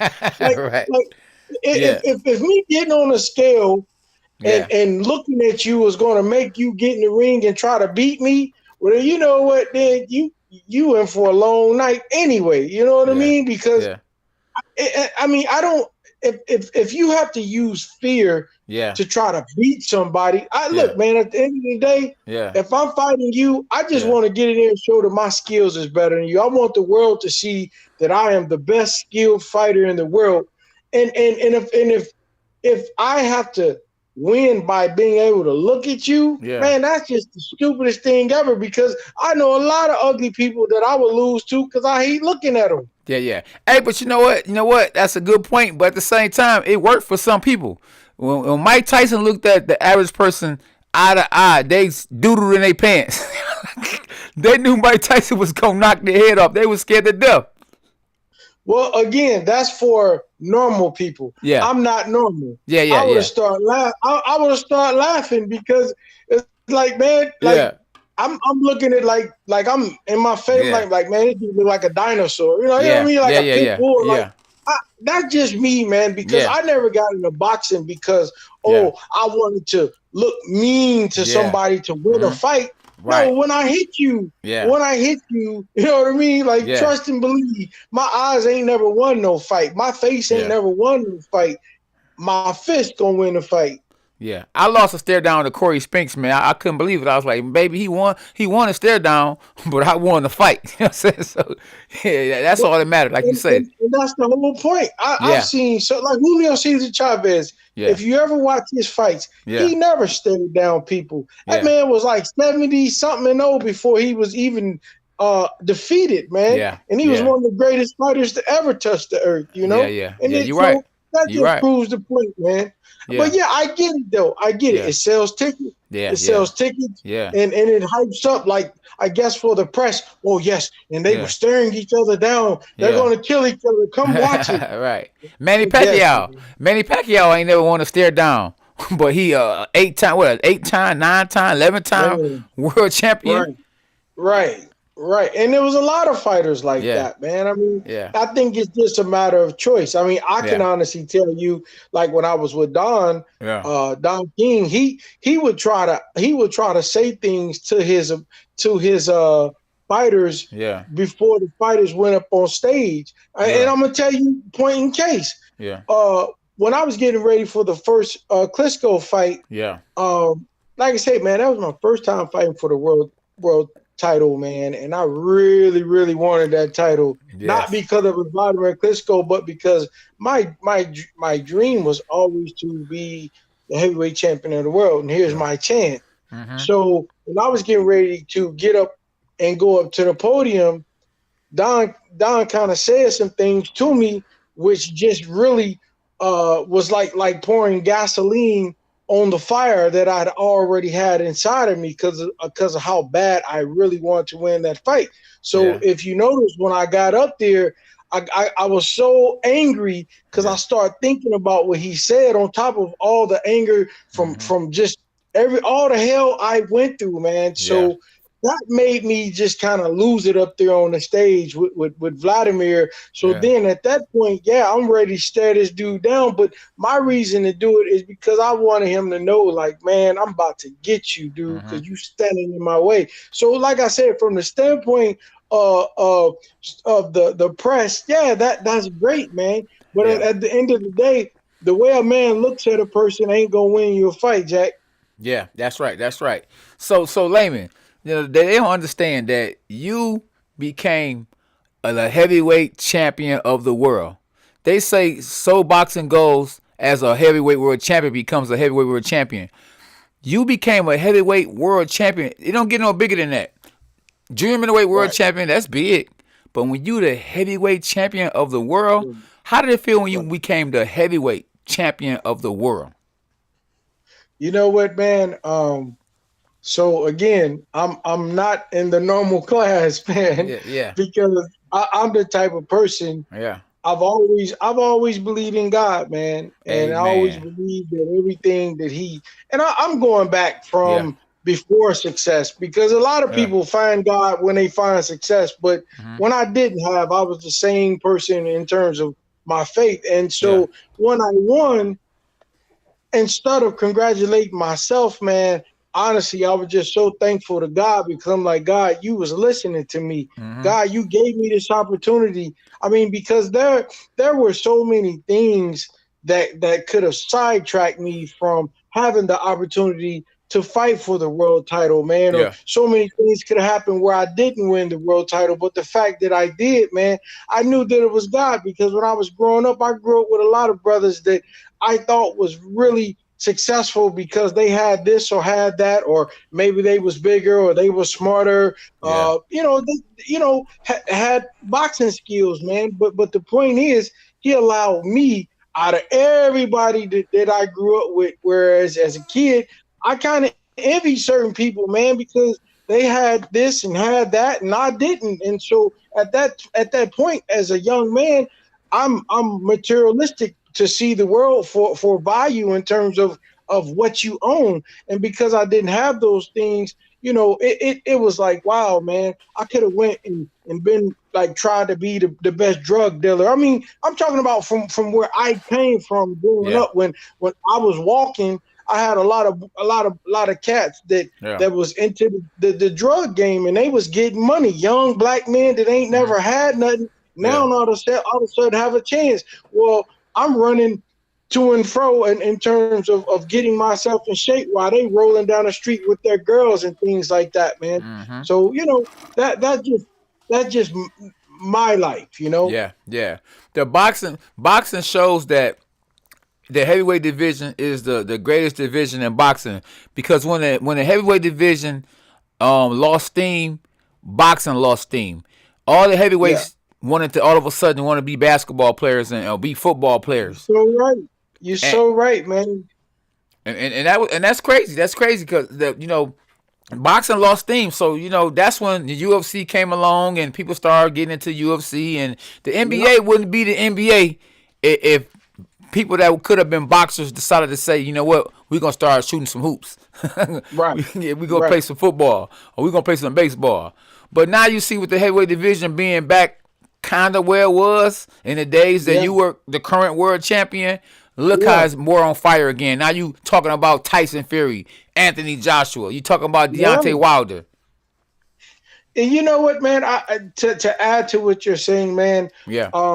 If you look at boxing history, Mm. boxing in every weight division always goes through this phase. It's something that never really happened in the heavyweight division. Yeah. But if you notice, like you said, when the heavyweight division went down, a whole lot of other things entered into the fold. Yeah. But then when the heavyweight division started coming back, Yes. it changed the dynamic. The Yes. dynamic is that it's the era of the tall heavyweights, man. Like all the fighters that are pretty much successful in boxing today Yeah. are guys over 6'4", or guys that were over 230, 240, 250, you know, versus in the era of even before me, like Mike Tyson era, you know, Yeah. you didn't have 6'7", 6'8" guys, you know. Lennox was a tall guy, 6'5". Yes. But it was ushered in by Vitaly Klitschko and Vladimir. Yes. And then, you know, you had all these other champions that came in that are tall into the boxing division. So now a guy like myself, 6'1", well, I'm 6'1", I'm 6'1" and 3/4. I got to throw the 3/4 in. But the point I'm trying to make is that the era of the middle height heavyweight, the middle, you know, I'm not short, but I'm not tall. Yeah. That era's gone, man. Yeah. You know, George Foreman was considered a tall heavyweight at 6'4". He's short now, and, you know what I mean, in the sport of boxing. Yeah. But but it's beautiful to see how people like Deontay Wilder, who because for a long time, and man, I'm going to say this, and then I'll shut up. I'm going to add this. One of the things that helped the heavyweight division to usher in these tall fighters is the Klitschko's, and I'm going to tell you why. Okay. Yeah, you had tall fighters before that, but if you notice, it wasn't until the Klitschko's came that referees started being more or a little more lenient or more lenient in terms of allowing people to hold in boxing now, because it was used to be very strict. Whereas if you hold, you'll get a warning. Second time, you might get another warning. Third time, you're going to get a point taken off. Next time, another point and or disqualified. And after that, you definitely get disqualified because people want to see action.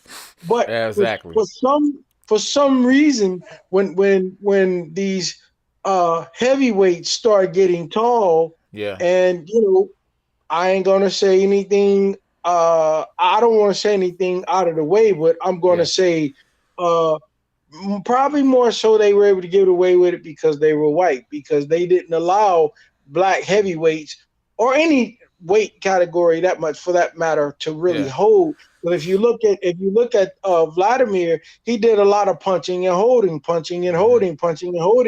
and that's why people kind of turned away from boxing, because he used to stink up the place. And listen, I don't know everything, man. All I'm saying is that's what I believe from my eyes. So it ain't about being right or wrong. It's just about telling you what I feel as a fan of boxing. Because like I said, if you watch boxing today, you find more leniency from the referees on holding, which that never was back in the day. You had to fight, man. Yeah. Hey James, you've been around the game. You know, you even saw Sugar Ray Robinson and Joe Louis. Were them guys holding back then?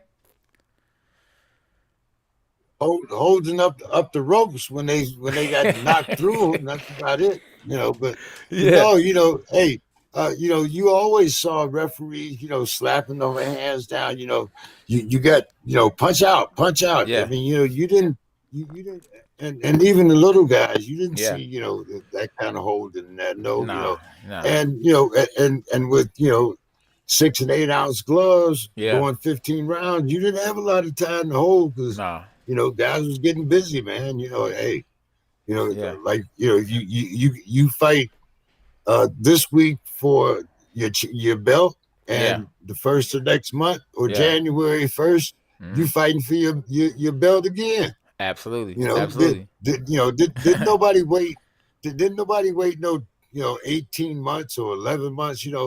Guys fought with broken hands, broken. Yeah. You know, I mean, hey, it was just a different style, a different time, Yeah, But yeah. then, of course, but then, of course, you might also run into a guy like me waiting in the dressing room before you cash your check. I want mine. Yeah. I mean, so things change. Hey, right. We got a few fans that's talking about, they actually bringing up Holyfield. Do you agree? I mean, I think that Holyfield actually fought a little dirty when he fought Tyson. When Tyson bit, there was no excuse for Tyson biting his ear off. But I do think that Holyfield was a little too aggressive with the fouls. The head, he was using head a lot, the little elbows, and Tyson got frustrated because the referee wouldn't warn him or wouldn't stop him from doing that. But at the same time, Tyson shouldn't have bit his ear. But at the same time, I think the referee did a terrible job in that fight. What you guys agree? I mean, do y'all agree or disagree? Do you think that the referee in the Mayweather fight did a terrible job? Which one? Well, again, the Castillo fight, I think he did. When Floyd knocked him out coming out of the break. Oh, yeah. You talk about who you talk about Ortiz? Oh no, they protect himself at all times. That was his fault. So if that was his fault, then how come it wasn't Holyfield? I mean, Tyson's fault then. Hey, you can't have it both ways. Yeah, that's true. Hey, Lamon, what you think? What you think, Lamon? I would have hit Holyfield low. I would have did something to get that back. You gonna slow down with all that dirty stuff. What you think, Lamon? What you would have did, Lamon? Well, you know what, man? In all honesty, it's hard to predict what a man would do in a situation where some foul play that he know isn't right. It's hard to say what a person will or will not do in a situation where you don't know how to react to something that is negative. Absolutely. And with as Mike was saying that he kept getting headbutted by Holyfield, and it was frustrating him. He didn't know how to react to it. At the end of the day, man, he did the best thing he thought he could, and that was just, go savage, and that's understandable because a man can never predict what he'll do. We've seen biting, like people always talked about Mike biting, but I ain't never heard him say nothing about Galata. I think low blows. What was it? Who was that? He Riddick Bowe. Who he bit. Nobody ever said nothing about that. Yeah. Okay. But biting is one thing, Layman. Yeah. But when you take the time to chew, I think it takes it to a new level. He didn't chew on his ear, man. Very true. And they did a commercial about it too after that. He didn't chew on his ear, man. Hey, oh man. Hey, he look. got a mouthpiece in his mouth. He ain't chewing on nobody's ear. Cut it out. Well, okay, he had the mouthpiece didn't stop him from biting. I ain't gonna stop him from chewing. Hey, did you remember when Peter McLilly had a pizza commercial and the pizza knocked him out, and then he got a fight with Mike Tyson, and Mike Tyson knocked him out? No. You don't remember that? I don't remember that, man. Oh, that's funny. Yeah, man, listen, this man had an actual fight with Mike Tyson. He did a pizza commercial where the pizza knocked him out, and Mike Tyson knocked him out. Wow. Yeah, man, we done had some crazy situations in boxing, bro. Do you remember the time when that guy flew with the parachute in the ring? Yes, man, that was the Riddick Bowe Holyfield fight. Oh man, was that crazy? I mean, man. Terrorists been doing stuff a long time ago. We should have been knew that was gonna happen at 911 when they did that. Oh my! well, there's a hey. Hold on, let's be politically correct. Okay. Hey man. Hey, but believe it or not, if you got a 24-foot, one of those big rings, man, it's not that hard to land in it with a parachute. He actually wasn't that good because he missed the damn ring. So, he was nervous, KK. Hey. Hey, Jay can't do that Hey, kind of stuff. Jay can't be jumping out of airplanes.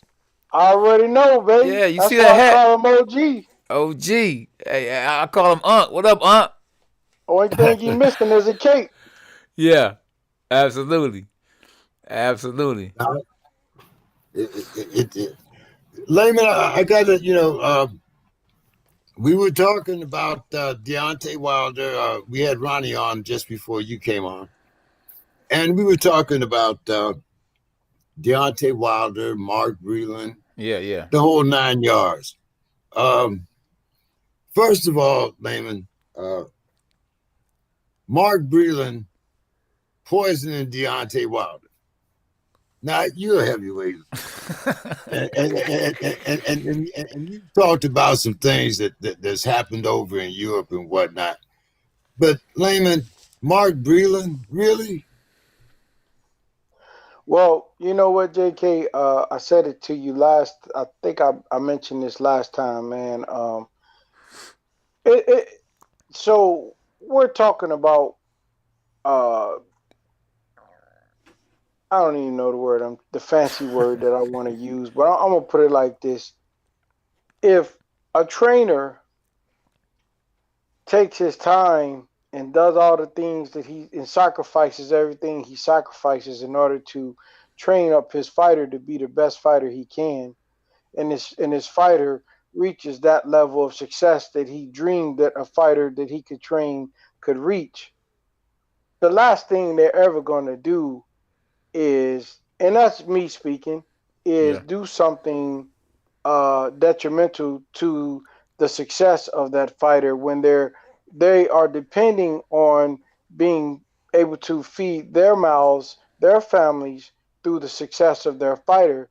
So yeah, I can't see why it doesn't make sense why uh, Breland would do something like that when that's his bread and butter, and that's the one that is making him the fame and making him the money. yeah, But you know what, man, I don't know the situation. I wasn't there or anything, man, but I'm just gonna say, looking at the type of person that I believe Mark Breland to be, I don't know him personally, but just the way he's always carried himself, how he's always stayed out of the media, how you've never heard no real bad press about him. yeah, yeah, I mean, to hear something like that, man, like it's heartbreaking, man, yeah, because you're hurting this man. And look, again, if indeed is true, then all I it is justified. mm, But all I'm saying, man, is when you make accusations like that, man, you're doing so much more damage to this person yeah, than just firing them yeah, or whatnot. You're hurting his potential to be able, in my opinion, his potential to be able to feed his family at the end of the yeah, day, man, so that he don't have to resort to putting somebody's drywall up or cutting somebody's grass. Being yeah, a former world champion. So yeah, I just hope that whatever it is that it can really come out the truth, man. And mm, I don't wish bad on no brother in boxing, man, yeah, because you and me, we all know it's yes, hard for a boxer, especially after your career is over, because man. people don't care. It's on to the next one. That's right. So for people to make these accusations about you, man, Yeah, I can't say it's right. I can't yeah, say that it's wrong. yeah, I just hope that if it's true, then yeah, it's really true, man, yeah, because we're all, and you know me, at yeah, the end of the day, man, we're gonna stand before God on judgment to be man. judged for our deeds, man. Not because Amen. you good or bad, but Yeah, because of your deeds. And if yeah, you know this man didn't poison you, now nobody in boxing may want to work with this man from now on. And yeah, and everywhere he go for the rest of his life, people may ridicule this man. Um, mm, you don't want that. yeah, Everywhere you go, when somebody look at you, you don't know if they thinking to themselves, "Well, he poisoned the heavyweight champion of the world." That's a terrible thing, man. I was telling you guys, I felt like, to the extent I dealt with that for years after I beat Vladimir in the first fight, because yeah, he said the same thing. Like, yeah, everybody from my mama didn't poison this dude, man, mm, just because he lost the fight and he just couldn't Yeah. he couldn't live with the fact that I was the better man that night. So, Yeah. Yeah. it hurt me. It Yeah. hurt me, it hurt my credibility, even Yeah. to the extent where Yeah. even sometimes people say, "Oh, you're underrated," which Yeah. I know that I am, because the credit that I should have been given for beating this man Yeah. was diminished the Yeah. minute.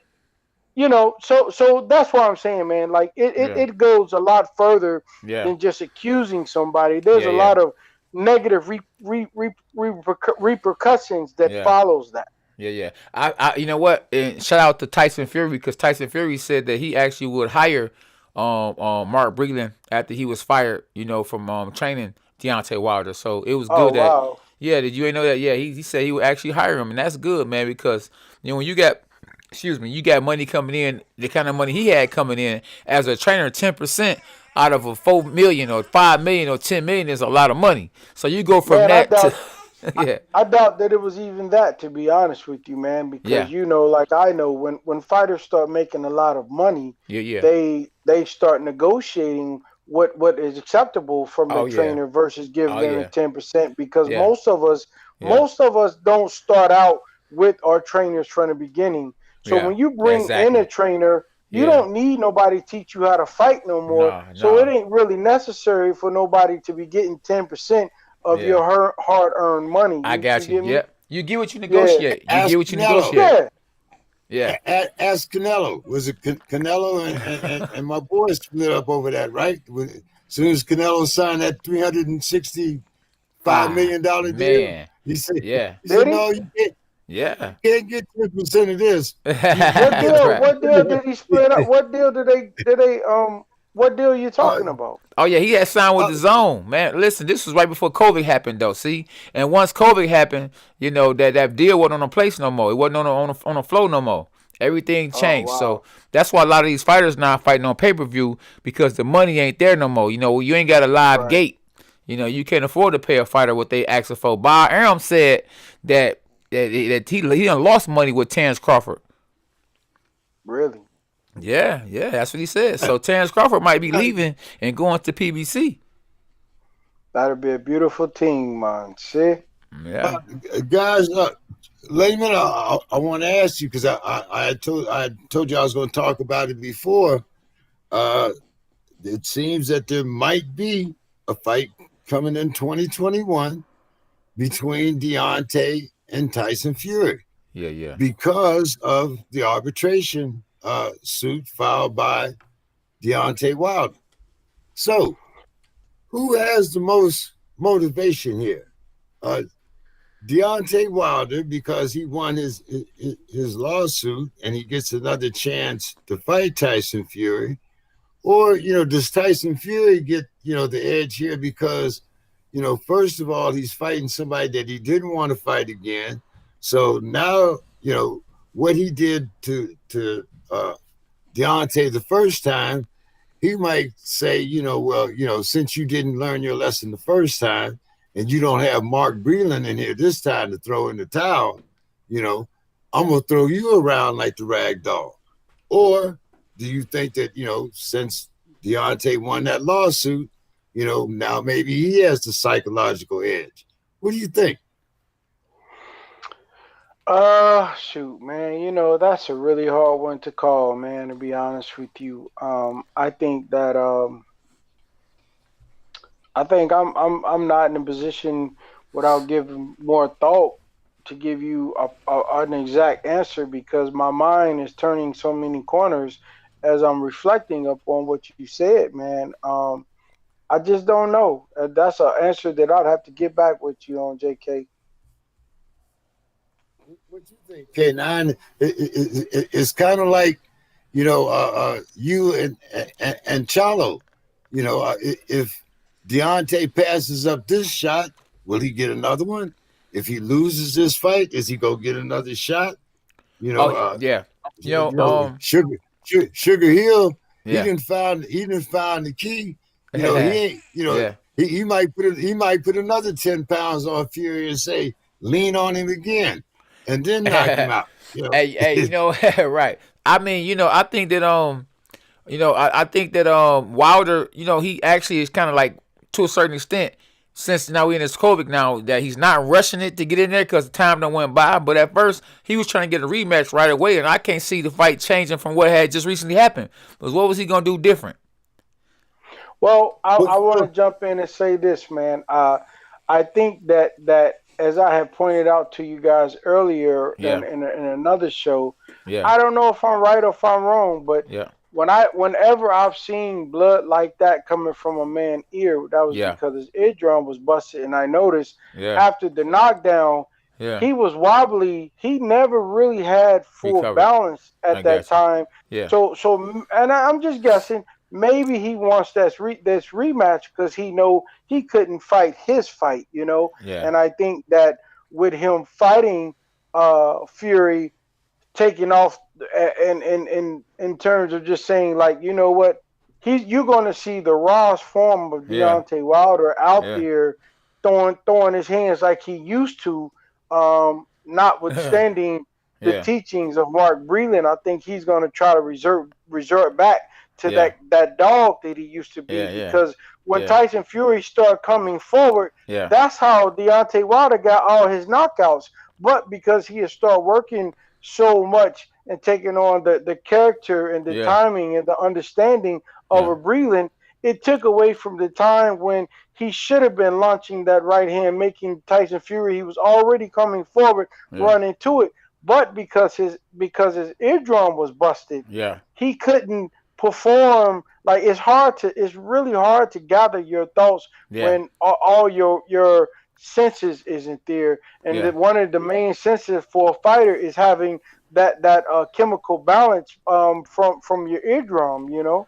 But see JK, we gotta really watch it because I fight at junior middleweight, and you 70-some years old. See, Lamon, he fought heavyweight because one thing about Deontay Wilder is he'd go get you. You know what I'm saying? So he actually threatened Mark Breland that he was gonna go get Mark Breland, and if you watch on YouTube, Wilder beat up a YouTuber. So you gotta really it's crazy out here. You hear me? I just hope the same guy. Wilder. I was gonna say the same YouTuber that you talking about that Deontay Wilder beat up. Yeah. You remember? I beat him up. I beat him up 5 years before that. Wow! You can look on. That was the first time that I'd ever put a thing up on YouTube. Wow! Because the guy that you were talking about, he had actually attacked I had a fighter, first guy that I'd ever been in touch with. He was a little old hillbilly guy, and this guy actually attacked my guy. It was in L.A. The same gym that Deontay Wilder went up there and beat him up. But he had threatened Deontay's daughter. And his family, So Deontay didn't really hurt him. I mean, he roughed him up a little bit, but did you say that he threatened his family, JK? Yeah. Okay. So, see, God is good, right? Because if he would have did that to anybody else other than Deontay Wilder, I can assure you, when you cross that line talking about somebody's family, it is a whole lot worse than putting on some gloves and somebody beating you up. Hey, I know, but it was one of those guys, like you say, he was a YouTuber, and he was trying to be the first. What was his name? Paul Logan. Yeah. But all he ended up with, he got a whooping for free. So wow. I didn't know you got him too, though, JK. Oh yeah. He tried to sucker punch my fighter, and I had to body slam his ass. Hey, JK, I was in my 60s then. He caught me when I was just I was just a little bit coming off my anger management classes. Okay. I was still Wow. See, that's deep. It's not that I never knew how to fight K9. It's just like it just takes so much exertion. You know what I'm saying? It's just easy to get a 2x4 and get it over with. You have to go through all that sweating and all that stuff. Yeah. You Hey know what I man, mean? the dude harassed me for a while. I didn't know who he was because I wasn't really into the internet like that. Okay. And he was calling me, and he Yeah. said he just wanted to spar. Yeah. And I said, well, man, well, you know, man, I'm retired, but I do spar Yeah. just, you know, Stay in just shape. for fun at some Okay. time. And then he started talking about, yeah, well, you know, if I hurt you, do I have to stop and this and that? I'm like, Wow. hurt me? I'm Wow. like, dude, I don't spar to win. I Yeah. just spar to just, you know, because it's what I like to do. Like I, you know, It's a good fighting is a workout. form of Yeah. expression. Yeah, Yeah. so I do it to keep myself sharp. And then after a while, man, the dude really got weird, you know, Yeah. and was talking about this and that in terms of negative things like he was Yeah. gonna do to me. And I said, well, look here, man.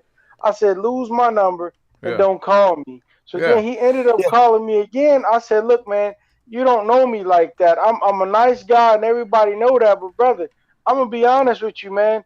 I'm from the hood. I grew up knocking cats out on the street, man. Yeah. Don't play with me because when you talk about sparring, that's one thing. When you Hmm. talk about another thing, I mean, because he started talking about betting money and just all kind of kiss. I'm like, hold on, man. I'm cool, dog. You know, I don't like I said, I don't do this for the act of trying to win because I've already proven that I can win. I became the heavyweight champion of the world. But like I say, if you want to just move around a little bit, I ain't got no problem with that. the dude, his father had a lot of money, and he used to back him. And the dude was one of Yeah. those guys.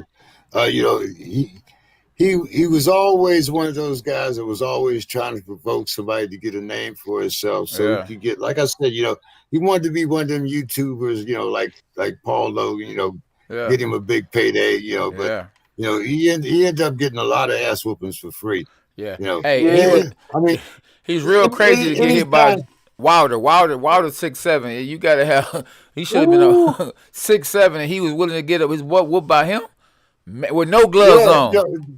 but I mean, but you got to remember, Wilder only had about 10 or 12 fights back then. He wasn't, Oh, okay. he wasn't the big name, but he was up and coming. I mean, because Yeah. Evander had talked. I mean, Emmanuel had talked about Deontay way before his death.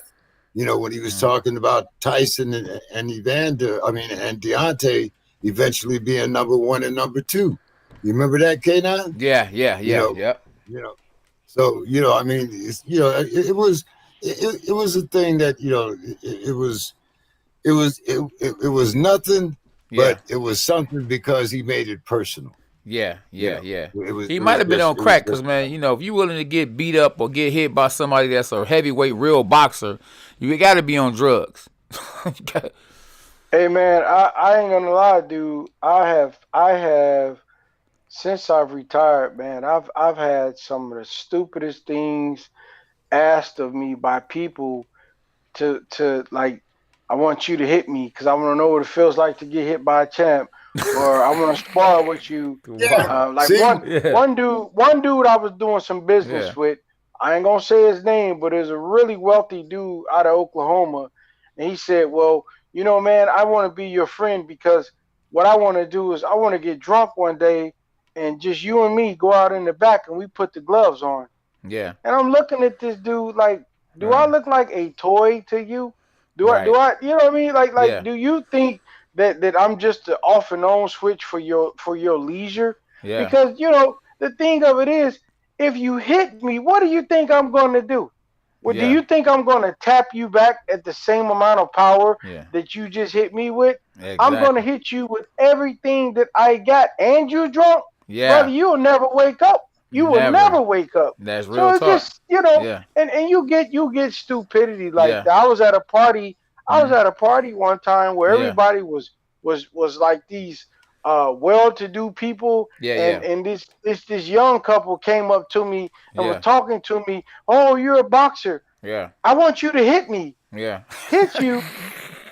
For so they can what? sue you And then or they die. followed me. They followed me around the whole time. I'm Yeah, in Los Angeles. They yeah, followed me around the whole night, yeah, yeah, begging me to hit him. I'm like, dude, yeah. really? Like, Right. I can't. I can believe it, but I don't Yeah, want to believe it. Like, it's yeah. crazy. Yeah. Let me ask you guys another question that I think is makes a lot of sense, and you tell me, have it ever happened to you before? So recently, after my fight, I just had someone, I don't know how they got my address, but they sent me a letter asking me to send them an autograph. Have you ever been in a position where you were famous? I mean, even if you were in high school, where somebody was stalking you, and how did you deal with that? Being a world champion on Lamon and James, being the high school man, and everybody was on you. I mean, how do you deal with something like that? That actually got my address. I didn't give my address, but they say they wrote me a letter and saying to send them a ID, a picture, autograph. Well, I've always dealt with it uh, to the best of my ability. I've Yeah, had a lot of things like that happen, man, where yeah, people act like they'll even want to do something to you physically yeah. if you don't adhere to what they're asking you, That's man. what. I'm Yeah, serious, and yeah, so what I personally, man, what I yeah. I try to do, Hmm.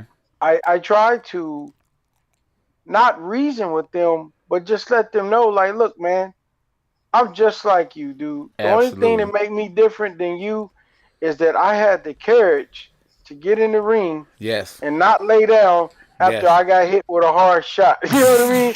Like, dude, Yeah. there is nothing glamorous about my success that I didn't earn, Mm. and you can do it too Yeah, if you're willing to be punched in the face. yeah, yeah, And so, what I just try to make myself seem as normal as possible. Like, I yeah. might start digging in my nose or something. Like, look, man, I pick boogers. You know what I mean? uh, Like, dude, I ain't no different than you, yeah, man. yeah. Like, Real you ain't talk. you, yeah. And then I let them know, like, dude, what you making me feel uncomfortable. Yeah, What is it about me? yeah. I got up in the morning, I ran. I didn't Mm-hmm. have sex with my girlfriend, with my wife. Yep. I didn't drink. I went to bed at times. I ate rabbit food. I did everything that a person who wanted to be a boxer was supposed to do to be successful, and it paid off. Yeah. So what I'm saying is that if you're a fan of my success, then you have to be a fan of my struggle. If you want to Yes. know what it's like to be a champion, do what I do, man. Go to bed when you don't want to go to bed. Get up when you don't want to get up. Take some punches that you don't want to take, and keep moving when you're in pain. So I really just try to, like, look, man, I'm human. I'm just like you. Look, I'm a burp too. You know what I mean? Right, right. Yeah, that's real. That's real. What about you, JK? Well, after Emmanuel died, and I lost the first guy that I was doing the show with, it was kind of hard for me to get in touch with guys. And I used to have to do the same thing, like this guy did to you. I had to get on the internet and, find out my research and find out, who K9's manager was or who K9's trainer was or his publicist, so I can kind of understand because, you have to, you do your research and you find out these things. And if you're a true fan, then you want to be rewarded. You Yeah. know what I'm saying? So I can understand that point of view. But Yeah. then on the other hand, you guys want your privacy. Yeah. I mean, you're always in the public. Yeah. You're public figures. So Yeah. when you're at home and you're by yourself, you want that time for yourself. Yeah. So you have to cross that thin line between, you know, uh, interfering in the personal life, but Yeah. yet and still, appealing enough to where the guy says, well, the guy really doesn't mean any harm, and Mm-hmm. and he's not going to be a stalker. He's not going to turn into a stalker, or Yeah. you know what I'm saying. Mm-hmm. So it kind of depends on the way you present yourself. Yeah. And then again, is the guy, is this something that he wants, or is this something that you're going to see on eBay, Yeah. 3 weeks after you give it to him? Hey, So hey, hey, hey, JK. Before I forget, let me say something about what you just said. I gave someone a shirt, a jacket, or something. I turned around and looked. I mean, I think I autographed and everything. Next thing you know, it was on eBay. It was on eBay. No, and I want to actually, I actually want to comment on what you just said too. When is it being too real? I want to be so real that I didn't want people to look at me as fake. I'd be out with my wife and they'd be asking me for an autograph because I was on the Contender, and I'd give them an autograph and then take a picture with them, then have a conversation with them, and my wife be looking at me like, "Come on, man, this is our time." You know what I'm saying? Right, Comes with the territory, my brother. Yeah. I know you've been through that. Yeah. Especially you've been on some double-ended marriages where both of you are celebrities. How Yeah. did you handle that? You asking me? Yeah, I mean, going back, to earlier in your life, you and Tisha, for instance, both of you had budding careers, and I know when the two of you were out, I mean, not only did you have to turn heads, I mean, come on, people had to know who the hell you were. She's on Martin, you the heavyweight champ. I mean, Well, I was how on the did you U.S. handle those? I was on the U.S. Olympic team, man. I didn't have the Yeah, name that she quite had yet, but it was coming. But the point is, I just learned to deal with it from the standpoint of her success. So I would try to fight off people for her that wanted to crowd her space. Like when we would eat, she would ask people, could you wait until I finish eating before I do your autograph? Just respectful things. And so that's how it worked, man. We were young and we were learning this world together, man. But at the same time, her being on television, it definitely brought a lot more fame. So she would just handle it just like, and she was always down to earth. She was always just real with it. That's she always would just be politely ask people. Or sometimes she would, hey, okay, if it okay, you know what I mean. But she would always address it though. She would never really fake about it. So that's one thing that I could say different from her than other celebrities that I've been around, where is they are too good to try to. I don't want to say the word too good. Well, they some of them would act more high and mighty or whatnot when it came to dealing with fans, but she would always address people, in whatever manner that they deserved or needed to be addressed for that matter. So that's kind of where it laid with me. you got some more questions or thoughts for Layman before we let him go, K9? Because we got to get to the corner before we get off here, man. Right. Hey, Layman, man, next time, man, we got to be able to see you a little bit more, man. You got to lighten it up a little bit. Look, Jay got that light, I got that light, and you in Hey the man, dark. first of all, man, J.K. he pulled a fast one on me. He didn't Okay. tell. He asked me to come on, but he didn't say, "Hey man, we're gonna be on the camera." So I'm not even prepared, man. So I'm just Uh, like, shoot, I'm gonna stay. keep it 100. I'm Right. I'm I'm I'm laying in the bed and Okay. I'm talking boxing, but Yeah. I Yeah. apologize for keeping it real. But next time I'll be sitting up with my light smiling. Hey, you know what they say? Hey, you know what they say in boxing? Stay ready, you ain't gotta get ready. Yeah, that's why I retired, so I ain't gotta stay ready. I got you. Good comeback. Good. That was a counter punch. That was a good one. Counter punch, baby. Counter punch. Hey, tell the fans what they can So, but, Oh no, go ahead, but JK. uh, Layman's got, you still got some irons in the fire. What's going on out there, man? I know we was never able to get that Buster Douglas thing going on, but what's going on with your nonprofit? What's happening Yeah. in the state of Indiana? Kind of catch us up on your programs. What's going on out there? Well, thank you for asking, man.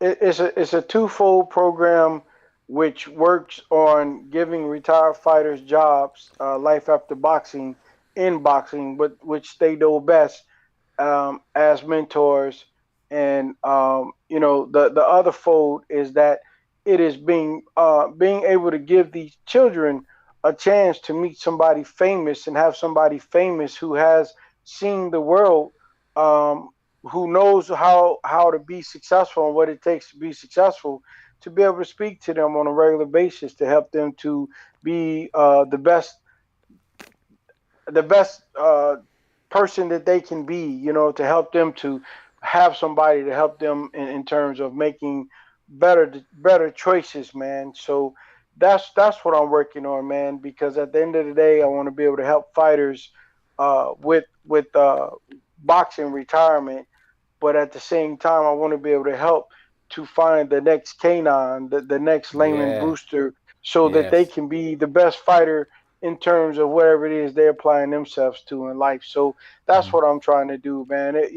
My days of fame and whatever else, that's behind me, man. My goal now is to do what I feel God has put in my heart. Yeah. And as he said, he's what he say, he said, be shepherds to my sheep, Mm-hmm. be priests unto men. So I'm just trying to each one teach one, man. I'm Yeah. just Yeah. trying to give some seeds to some of these kids that if I can get to them now to say these things, well, when they reach that part in the road, then maybe they'll they'll pick the best way to go, not one based upon peer pressure or things like that. And what I'm asking is that all world champions join me in this plight, man. This ain't about ego, Mm. or as the Bible referred to it, like vanity. You got so many people that want to be chiefs and things like that. Like, man, how about we just be servants, man? So when we stand before God, we can say, God, this is what we tried to do. Yeah. You said that we're going to be judged according to our deeds.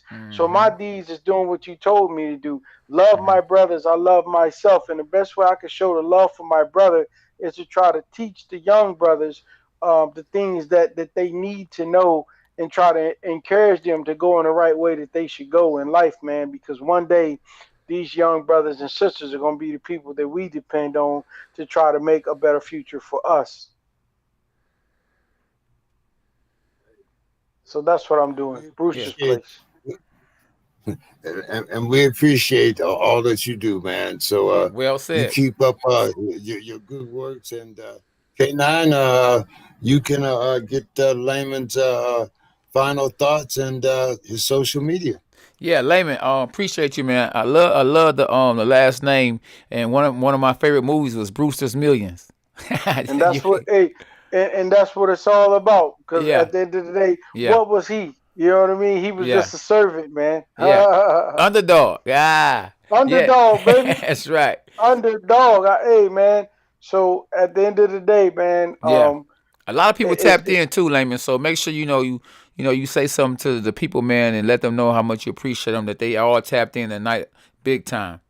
And don't yeah, forget to man. Leo social media on here too. Okay, well, my brother, thank you, both of you guys, man. K9, JK, as always, man. I Mhm. really appreciate you guys giving me a platform to just talk, man, to be able to share my boxing knowledge and whatnot. The last thing that a champion ever want to do is be forgotten, Yeah, when you've been to the top. And so, I always try to speak knowledge and try to speak wisdom. I try to, as the Bible say, I read to study to show myself approved. So, man, I truly try to live according to thus saith the Lord, not religion. And that's all about, like I said, helping people. That's why I came up with Brewster's Place. And if anybody want to ever follow me, or just kind of find out more about me, you can go to www.brewsters.place. yeah, And that's Brewsters is plural. So BREWSTERS.place, and you can learn more about my program and what I'm trying to do. And again, it's not about me, man. It's about all the other fighters around the world that has given their life to this sport, that they can try to eat and provide for their lives and their families at the end of the day, man. And at the same time, we're giving a service to these children, man, because nobody better to tell a child about being successful than a world champion that started from absolutely nothing. So at the same time, it's twofold, man. They balance each other out, because these kids give these champions the feeling of I'm still wanted. I mean something to this world still. And so I took a page from Muhammad Ali book, which was when he retired.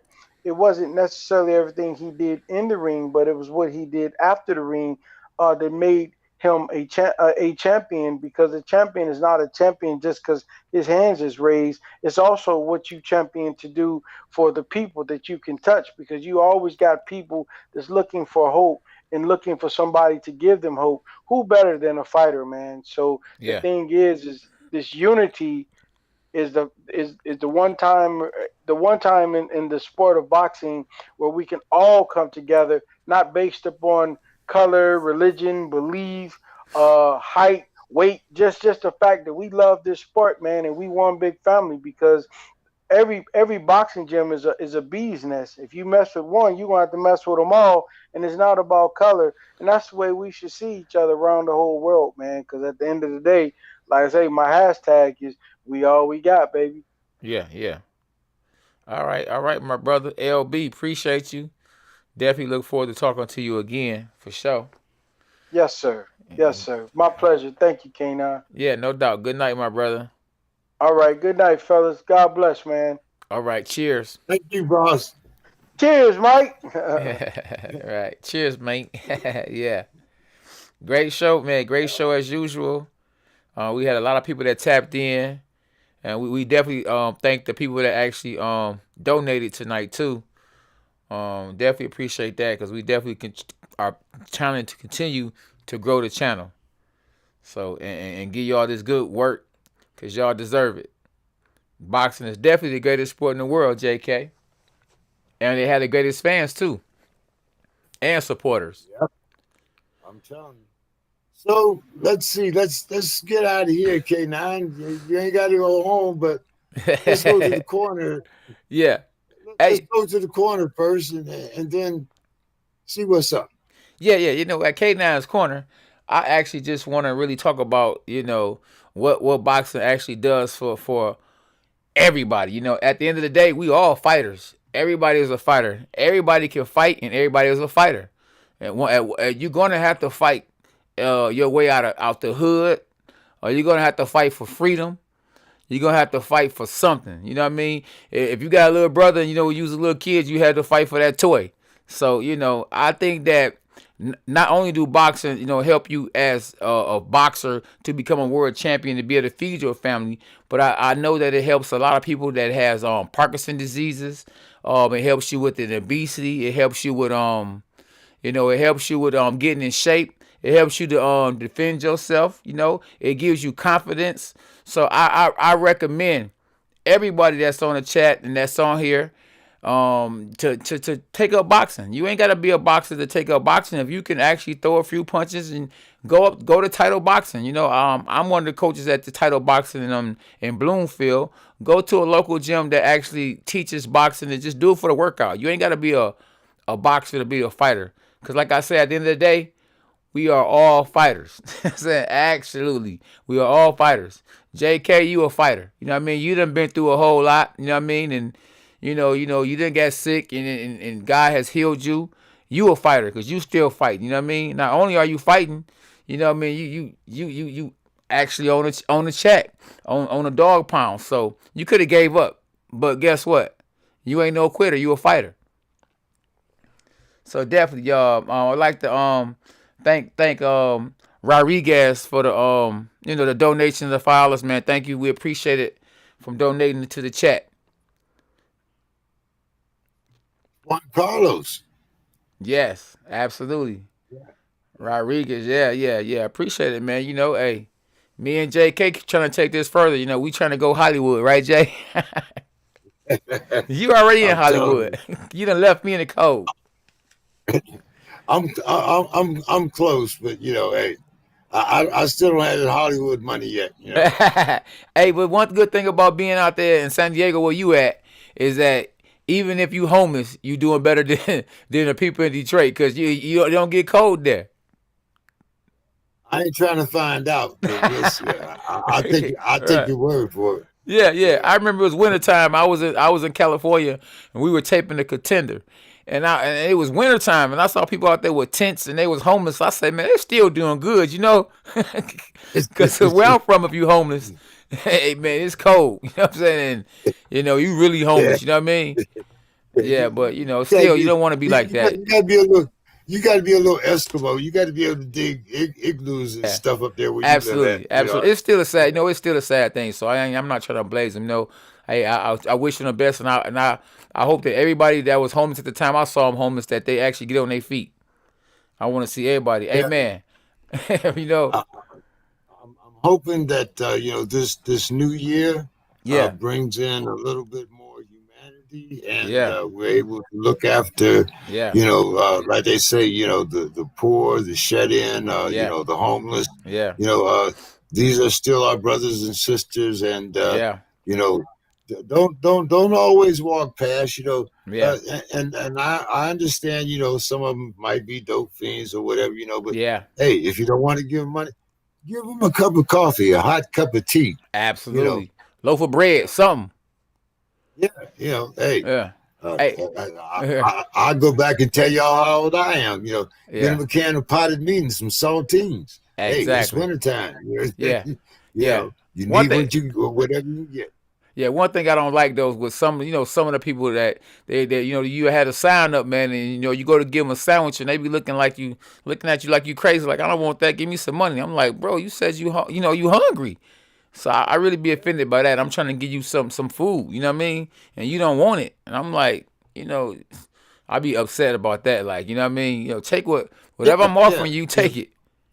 Yeah, hey, you know, like most of them say anything help. Well, you know, anything means some food in your belly. Absolutely. You know what I'm saying? You know, absolutely. Yeah. I'm not trying to, you know, help the dope man, you know, but I'm willing to help. But I'm willing to help you. Yeah, you know absolutely, absolutely. Yeah. I see the man out there. I see this one man out there every day, man. He be up there with a sign up. He be playing and dancing and stuff. And I be like, man, if you could do all that, you can go get a job. I mean, man. Well, okay, so where you gonna get a job at? Man, you listen. Gonna get one? Look, man, listen. He can actually come to the gym, man, and be the water boy. I help him, definitely. Have you ever told but you know, but the thing about it though is like some of them don't want a job. We just gotta pray for them. We just gotta pray for them, and you know, pray for them, because I don't want to see nobody out there. But that particular guy, have you ever approached him and said, "Hey, man, you know, maybe I'll give you $25 or $50, you know, to keep the place swept up, you know?" Yeah. Hey, you know, he might be dancing for a purpose. Yeah. You know what I'm saying? You know, that's the jab he's throwing. Yeah. He's trying to get somebody to get him a right hook. Yeah, absolutely. Help up. Just some people, man, like I say, some people it's a hustle. Some people are really, really, really hungry and really, really need help. I know that God look at your heart. So whether they hustling, whether you don't know their situation, so I throw them some money regardless, because I don't know who really hungry and who ain't really hungry. Now, I'm gonna do it from the kindness of my heart, because at the end of the day, you know what I mean. We don't. Hey, God is the judge. God is the judge, and I don't want to be out there like that. I don't want to see the next person out there like that. And, you know, especially a woman. You know what I mean? I said woman out there, I feel actually real sorry. My mama a woman. You know, my wife a woman. So, you know. When you mention California, you know, and places out here, that's one of the things that I particularly notice. It is warmer out here, but there's also a lot more females on the street. That's and sad. Believe it or not, a lot of young kids. Man. There's a lot of runaways out here, and you know, older people taking advantage of them and whatnot. Mm-hmm. You know, so you know, there's a lot of human trafficking and things like that out here. So you always have to be aware. Hey, JK, we have Joe on here. He donated $1.99 to the chat, so we thank you, appreciate you for that. He said, "Do you know anything about Benny Leonard?" No, I don't. But since he mentioned it, I will Google it and find out. So when he comes next week, I will tell you something about Benny Leonard, even if it's nothing but where he's born at. Hey Joe, so make sure you tap in next Tuesday at 9 o'clock because JK, he's going to go search and look up Benny Leonard. Benny Leonard, absolutely. I got it written down. I got it written down right You here. got it written down. Yeah. Well, we appreciate you too for donating to the chat, man. Definitely. Yeah. All right, bro. Well, like I said, you know, you ain't got to go home. Right. Oh yeah. You ain't got to go home, but you got to get the hell up out of here. Hey, I am at home. All right. Well, hey, I appreciate you. We're gonna go out with a little music. Oh yeah. They don't want to hear the flow. I'm gonna quit it before they boo me off the stage. How about just a little bark? Yeah. All right, good. dog. All right, my guy. Good night. Thank you, everybody, too, for the chat. See you next Tuesday. All right.